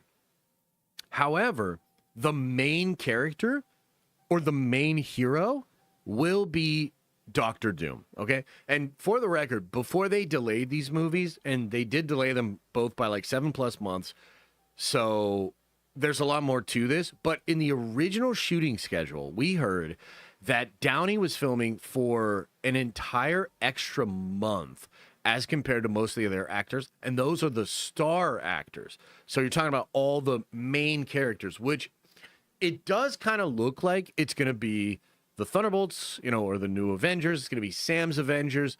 It's going to be the Fantastic Four. It's going to be the X-Men, and then Doom's people. Those are like the main kind of characters. But of course, you're also going to have probably the Scarlet Witch, Carol Danvers, all these other characters as well. So that's kind of interesting. Let's keep going here, though. And also, that kind of answers the one homies question from last night, the super chat you had on the thing. So right here, what are the teams and duos that fans can expect? And Alex answers, there's Sam's Avengers, the new Avengers with a Z, the Fantastic Four, Team Loki, which is really interesting, and the X-Men. Oh, and Team Doom, although he doesn't really need anyone. That's kind of crazy. So let's linger on that for just a second here. So you've got Sam's Avengers, New Avengers, and the Fantastic Four. We know that, and that those teams all seem to be meeting, coalescing, maybe around the beginning of the movie. It seems like that's what the post-credit scene is at Thunderbolts. We know all about that. Team Loki. Wow. Now, that's kind of new. There were rumors that Loki was going to be establishing a multiversal group of Avengers. Could this be where Toby, maybe Andrew, maybe some of these other characters, could that be where they are coming from? Who is Team Loki exactly? That is really interesting. So we'll have to see about that. The X-Men, that appears to be the X-Men from Universe 1, 0005, Beast, Charles Xavier, Magneto, all the X-Men actors that we know are returning, Nightcrawler, Cyclops, all of them. They're all going to be the X-Men. And then Team Doom. Interesting. Who's on Team Doom, right? I don't really know. I mean, I think this could probably be the lieutenants, so maybe the Avengers that are dark, right? So we heard maybe there's going to be Hydra Cap, evil Natasha Romanoff, evil versions of all the other OGs. Maybe that's Team Doom.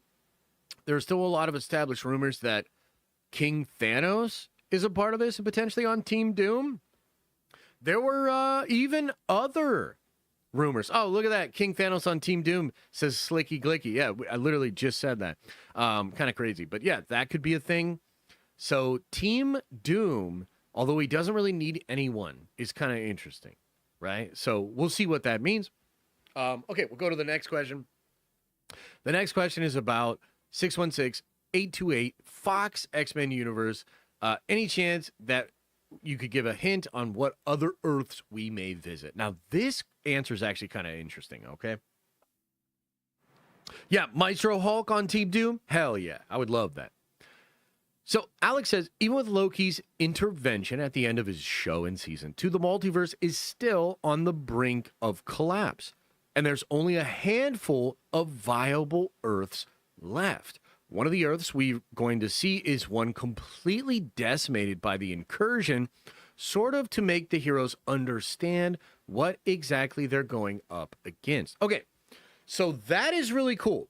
So we're going to see an Earth get destroyed by an incursion. What Earth could this be? Is it going to be the Fantastic Four Earth, which is another big rumor, right? There were all kinds of rumors that that universe was going to be destroyed. Maybe in the movie they didn't do that. Then there were people saying, okay, it's going to be destroyed in Doomsday. Like, yeah, that's something that My Time to Shine was saying is like the movie or the universe will still be destroyed in the Doomsday film. And we did hear, by the way, that a lot of other characters are going to enter the Baxter building. So maybe potentially the Avengers from 616 will be in the Baxter building as well. So maybe that's what it is. Interesting. Maybe it's another random Earth. Maybe it's 838, if somebody points out. That could be interesting. Maybe it's the X-Men universe. Maybe it's 616. But I'm excited that we're going to see a big incursion and that it's going to destroy everything. I love that, okay? Now, this next part's kind of interesting here. Says it was reported that Chris Evans and Haley Atwell will appear in Avengers Doomsday. I was wondering if you can elaborate on their arcs roles in that film. Alex just says, end of the world, forced out of retirement, a hero's job is never done. Now, that basically confirms all the stuff we were talking about on Monday with Chris Evans. Really does seem like they're cooking up, finding him with Haley Atwell, Peggy Carter in this other branch timeline. I'm actually starting to think that maybe this branch timeline has something really important to do with the entire multiverse.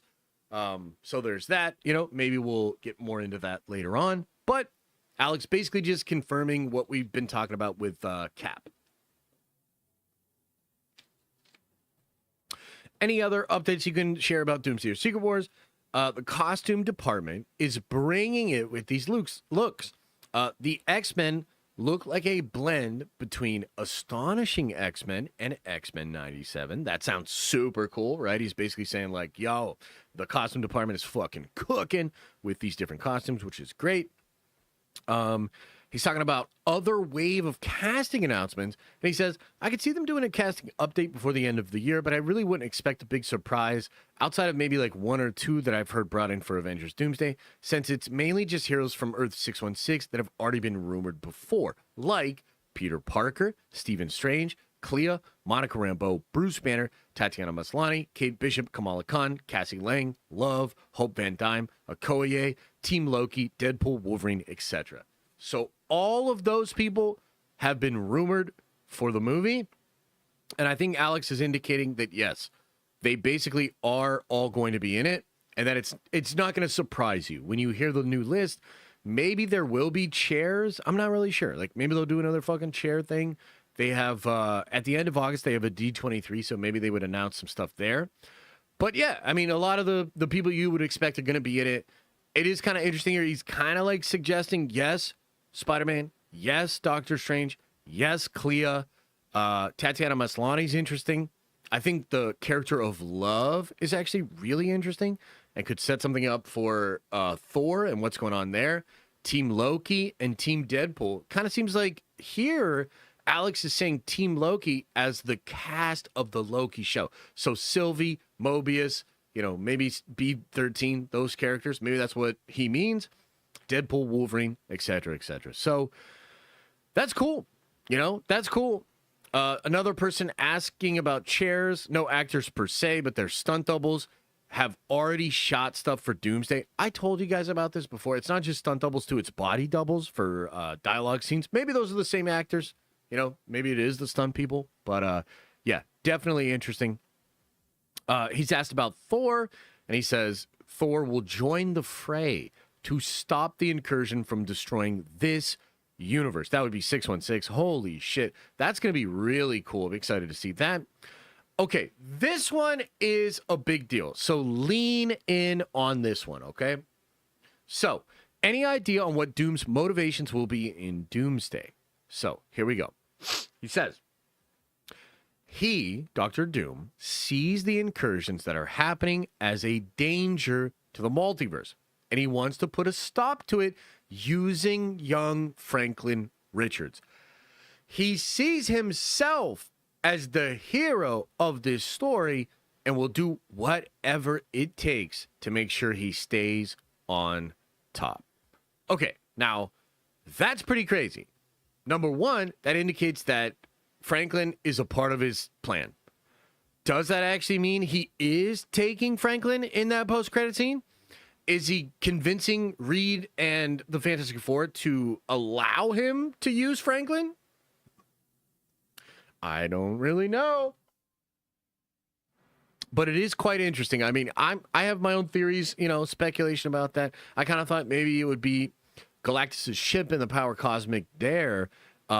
Maybe Doom will utilize that and utilize Franklin. Maybe he legitimately does take Franklin to go do something.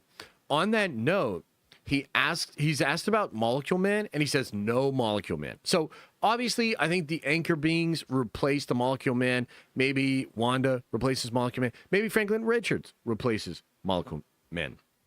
So they're asked about a teaser trailer, probably summer. Doomsday focuses on returning characters. He has nothing new to say about the returning characters. This one's kind of interesting too.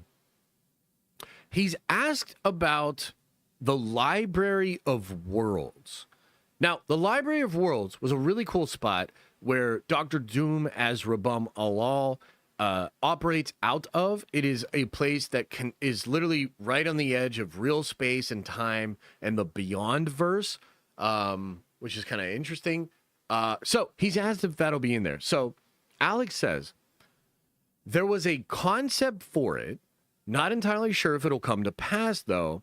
However, I did hear there is a neat place from What If that we will see become live action. What? Now, I think that is the World Forge.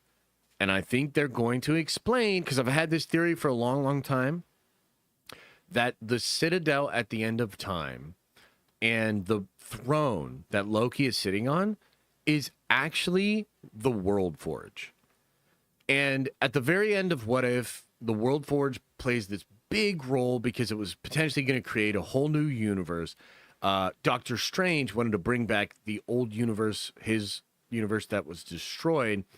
And he was using very powerful characters and artifacts from throughout the multiverse as fuel for the World Forge.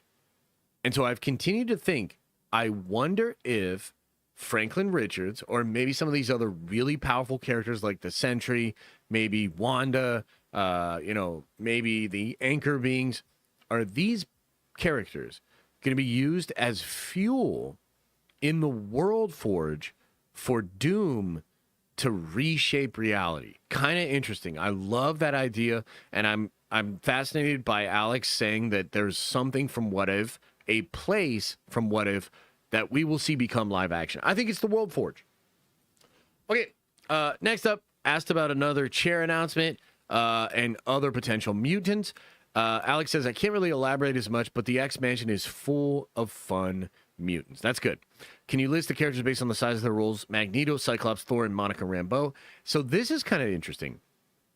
Out of all four, Monica got the bigger role story-wise, but Thor would show up more, if that makes sense.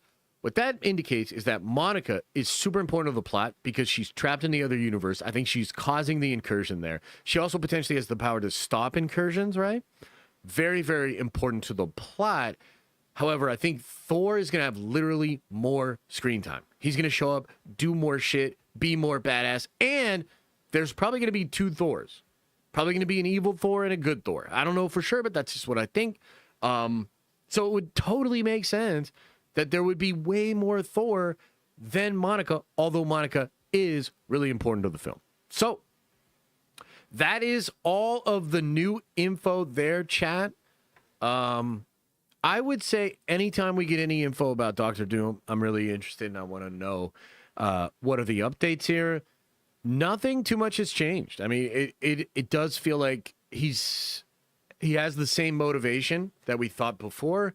I'm interested in him using Franklin Richards and seeing Franklin as the key to this. Is it just because Franklin has the power cosmic? What is that? Super interested in that. Love the fact that Spider-Man's probably in it. Doctor Strange is probably in it. This movie's going to be fucking jam-packed and loaded to the gills. So I'm pretty excited about that. A lot of the other rumors seem cool, man. I'm excited. I'm excited. It's always good to learn a little bit more. Guys, do you think Doom is taking Franklin? Do you think I got that one wrong?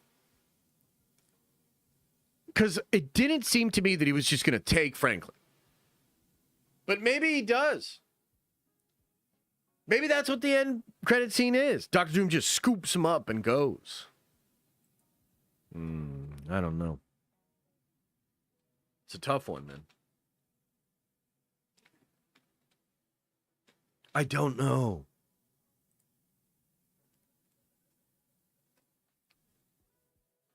I don't know. He took Sue. Hey, what? More Monica Rambeauty? Respectfully. Yes, of course, yes.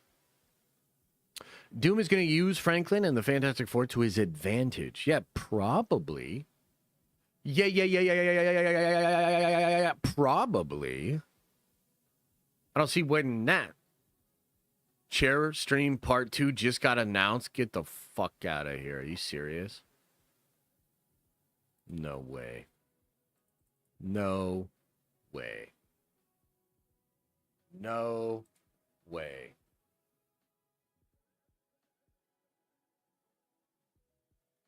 No. I don't see nothing.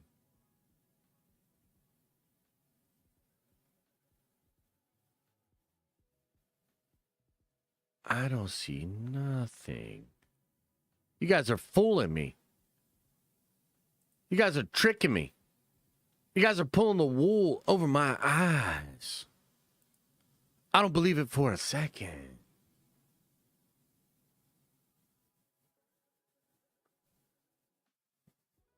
Loki, God of Chairs. Yeah. Something like that, huh? Stupid ass chair stream, man. I don't want to see no stupid ass chair stream. Oh my God. My Time to Shine says Xochitl Gomez, America Chavez will not be in Avengers Doomsday. Damn. Okay.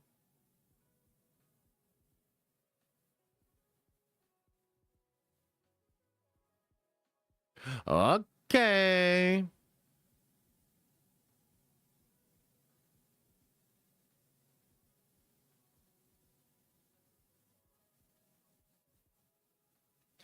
Six-hour chair stream. That'll be a real short stream over here.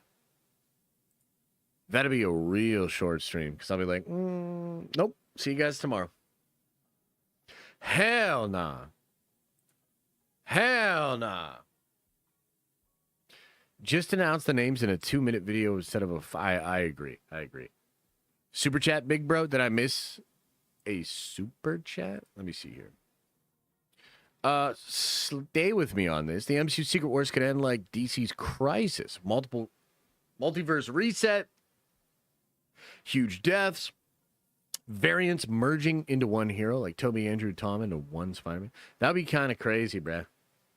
That would be kind of crazy. She would be Medusa. Nope.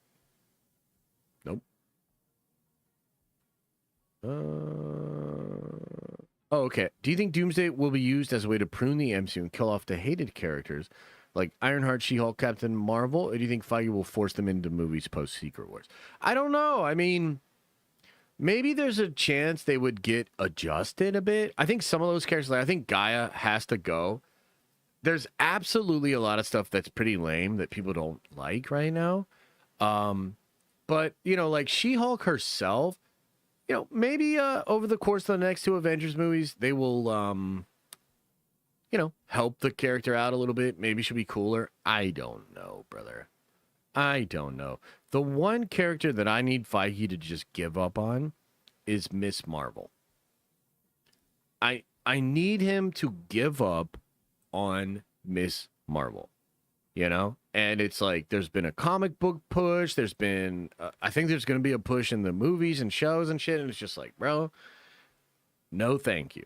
Like, no, thank you. Other than that, I'm good. You know, like Brie Larson, man, make her look a little more sexy and it's fine. She's fine. You know, Brie's fine. Yeah.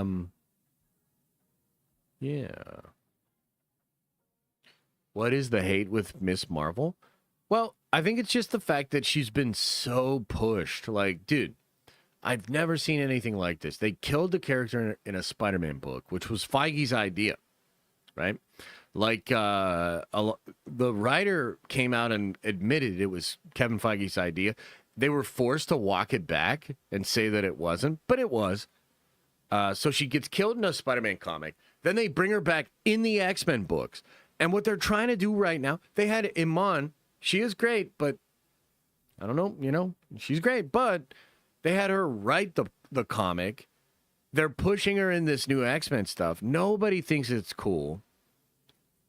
It just feels like such a lame corporate controlled, like, we're going to make this character popular instead of like, oh, you know what? The fans seem to really like this character, so let's make her, more prevalent. No, this is like a weird Feige pet project, and I'm over it.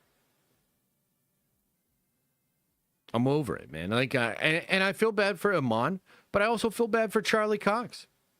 You know what I mean? It's not Iman's fault. It's not Charlie Cox's fault. But both of them should die in a spaceship on the way to the next movie. Like, I'm talking about the characters, not the actors, right? Like, just first scene of Avengers Doomsday. Oh, man, it's too bad what happened to Daredevil and Miss Marvel. Fuck, it's too bad what happened to them. Sorry. Shit, man, it's just too bad. Why Daredevil? Because he sat there and got lectured to by his stupid girlfriend all season long. Daredevil is, oh my, I'm so over it. I'm so fucking embarrassed by Daredevil. Get the fuck out of here. Charlie Cox Daredevil. And they had his bitch ass literally have a convo with fucking Miss Marvel's dad.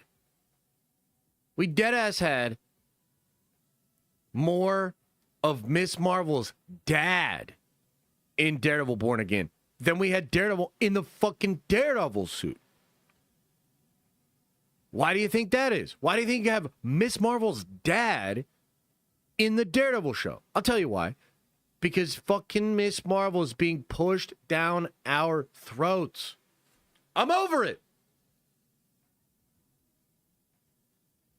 So, sorry, Charlie.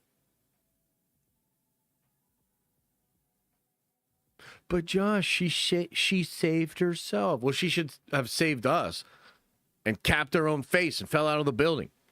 You know what I mean? Like, think about that, Like, imagine if she's so traumatized that she blows her own face off. Number one, we're all kind of like, fuck yeah. And number two, like, oh no, now fucking Daredevil's got to deal with the trauma of his girlfriend blowing her brains out. It's like a win-win. Legitimately. Would have been a win-win. Would have saved the show.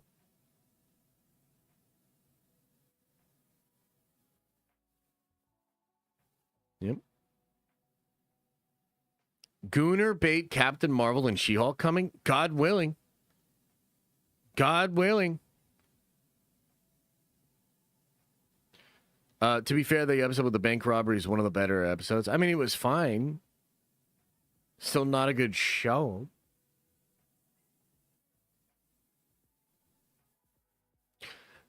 Don't mind She-Hulk being in Avengers Doomsday because I think the Russos can write her better. Yeah, that's fair. That's fair. Not gonna lie, not a fan either right now. But I didn't know your Miss Marvel hate ran this deep. LMAO. It's not even like I don't hate the character. I hate this like effort to push the character upon us. And I think the reason I hate it is because, like, talk about not being in touch with your own fan base.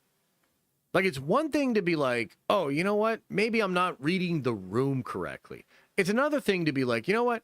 I'm going to shove this character down their throats, and I'm going to ignore all the feedback coming my way that says maybe they're not interested. That's why I hate it. It has nothing to do with the character. It's like, she's fine. What I hate is, like, it's obviously not what people are into. It's not what people want.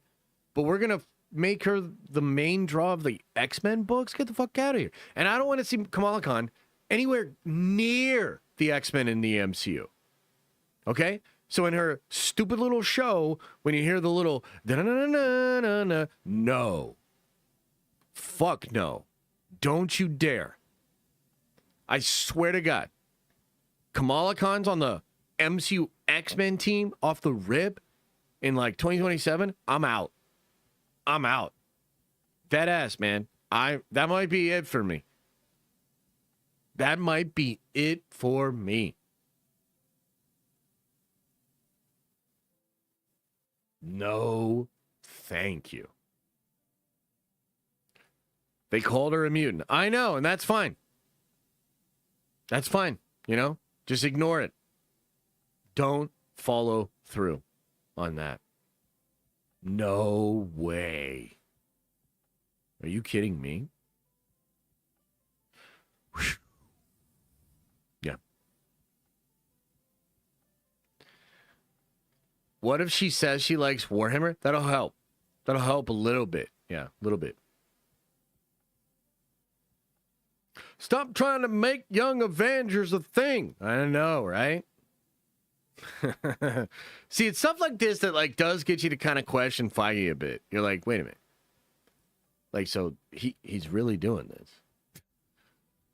Okay. All right. What do you think we'll get the Savage Land movie considering the dinosaurs make money? That would be kind of a fun idea, right? Little X-Men dinosaur action. That'd be cool. KevBot says you missed my super chat earlier. Can you just tell me what it is right now? So I don't have to go looking. Couldn't care less about her comics, but I want her to stay in the MCU.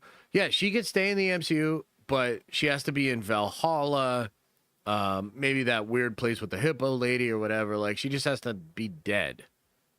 You know? But I have no problem. Like, she could be a little ghost, do a little Obi-Wan action. Put her in Valhalla or something like that. Yeah, totally. Totally get you. No. No. Miss Marvel. No. No.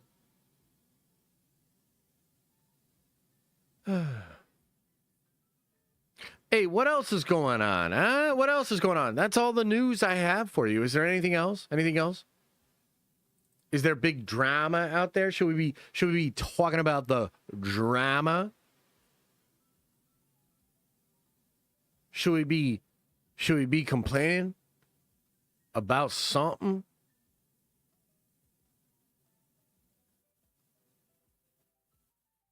Or should we just switch into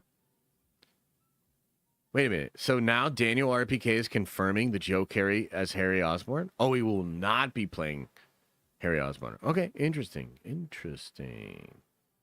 Interesting.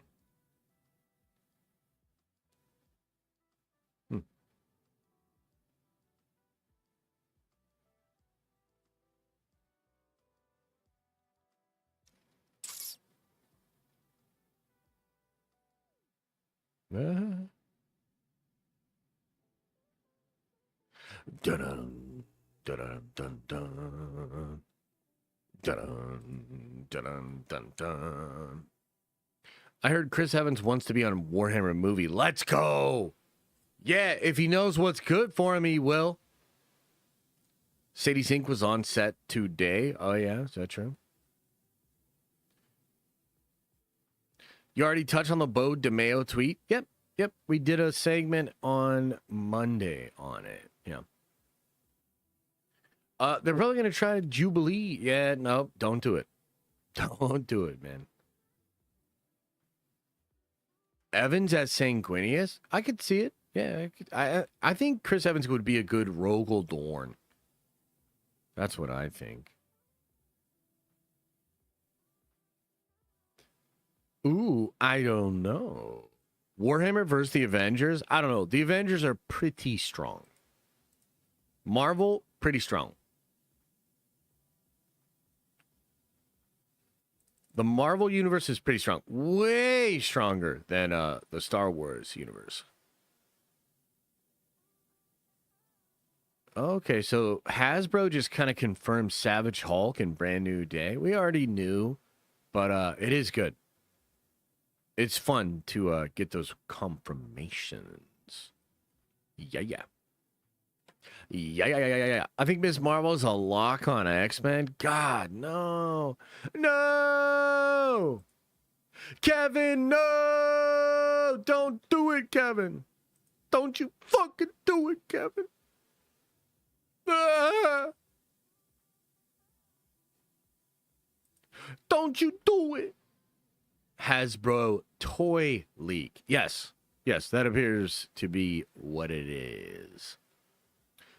Are these leakers getting you more excited for Doomsday as a whole?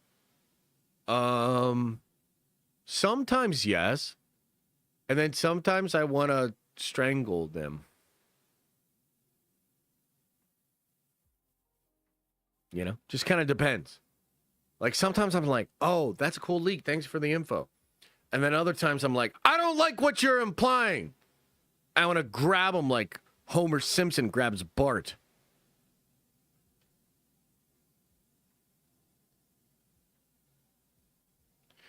Get ready for Miss Marvel, Kate Bishop, and Cassie Lang leading the Avengers.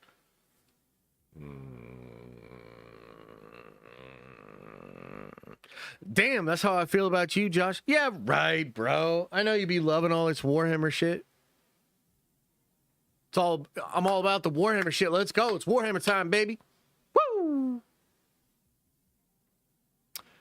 Dude, I'm out if Cassie and Kate take over. Yeah, it would suck. Have you checked out the new Marvel Rival season yet? No, I have not. But I want to. Then we are definitely cooked. Cassie is going to troll Josh? Yeah, I hope not.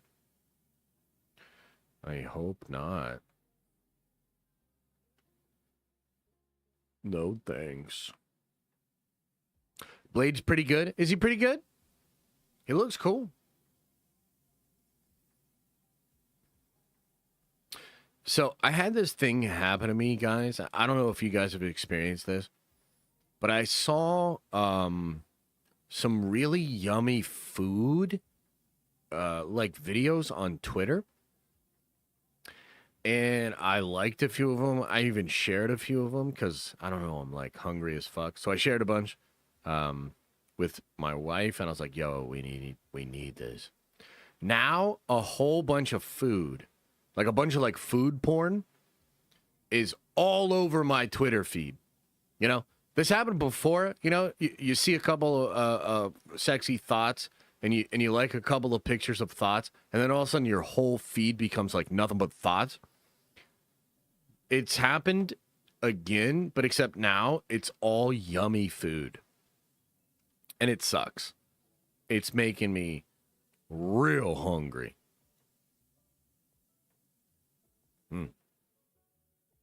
Damn, dude, this is worse than the thoughts, to be honest with you. Because unlike the thoughts, I am going to go put some of this in my mouth. Like, this will happen.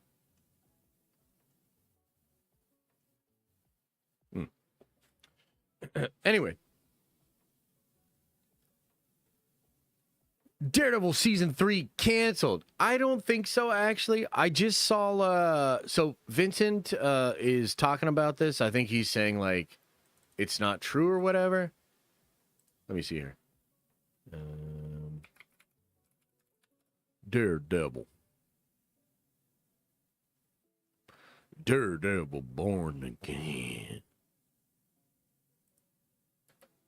Born again.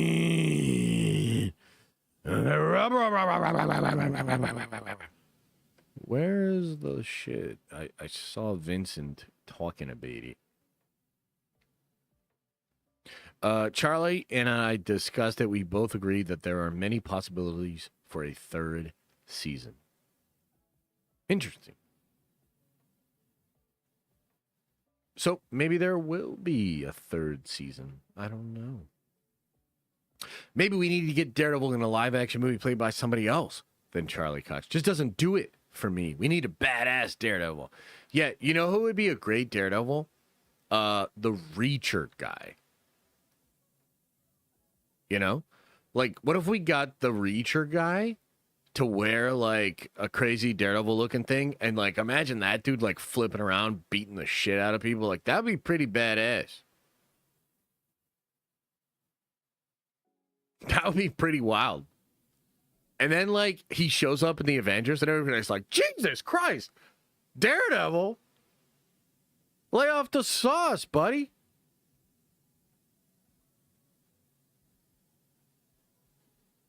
You know? And he'd be like, it's just TRT. I'm just on TRT. Shut the fuck up. And then he, like, rips somebody in half. I mean, we talk about it a lot, but you need fresh ideas, man. You need fresh ideas. You need new concepts.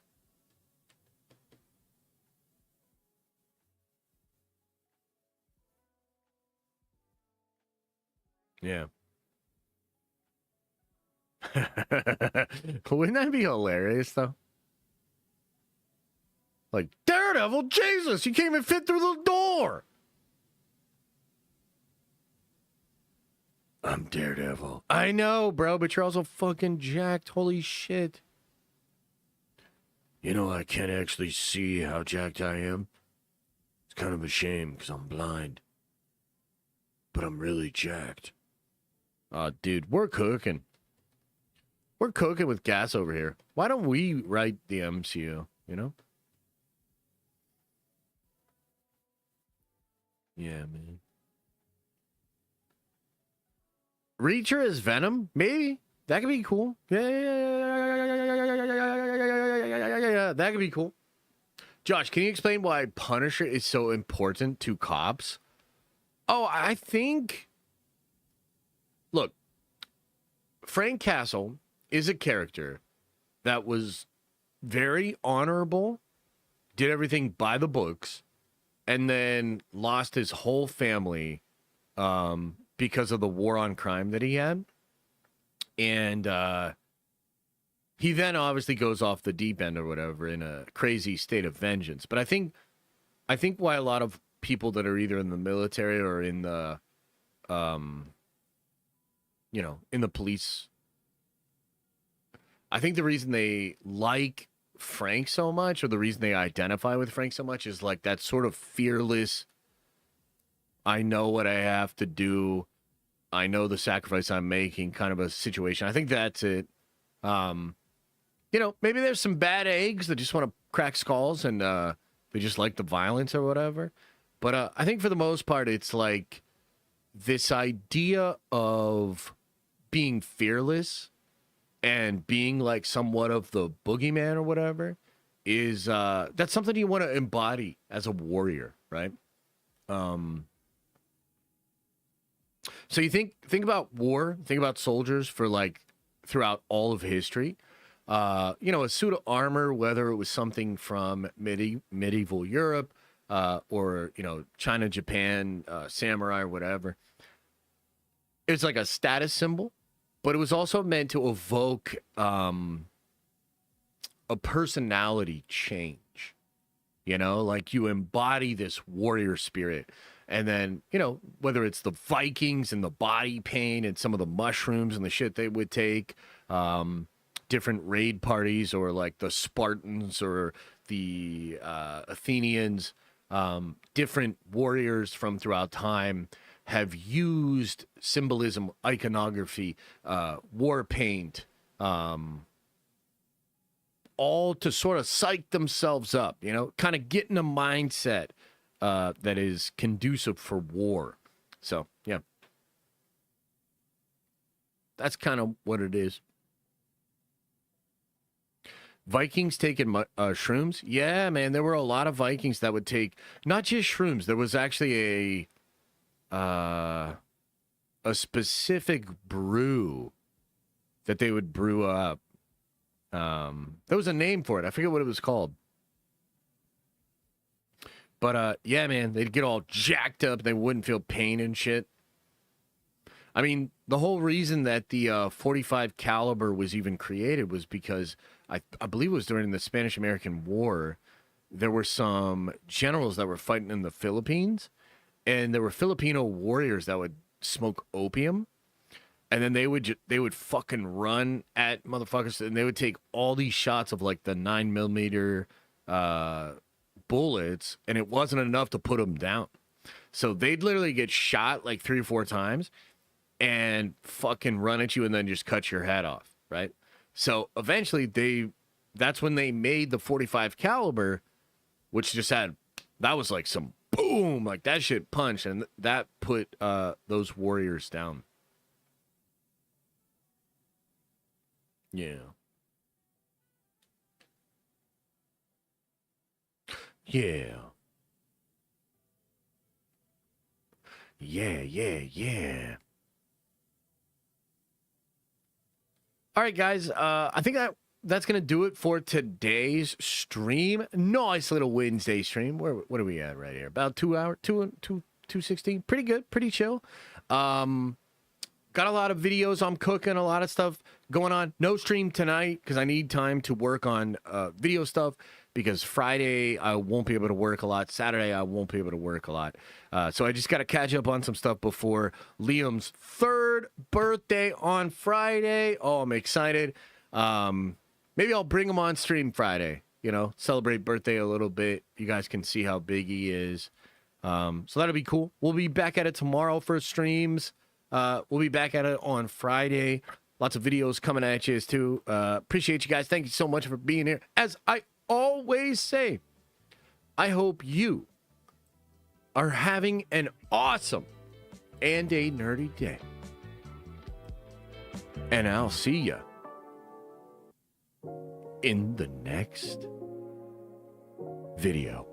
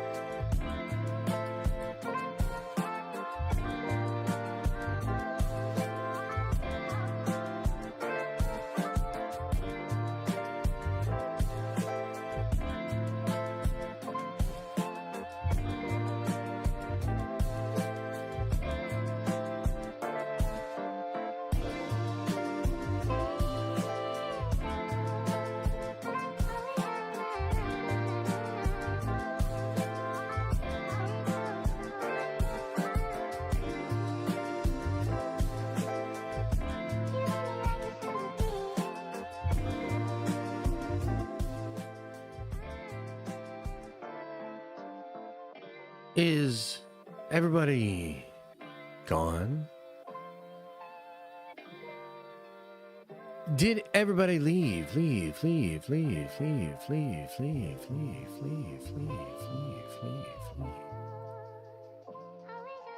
Rossi, I don't know what all that is. I ain't reading all that. Thank you for the 5 though. Appreciate it.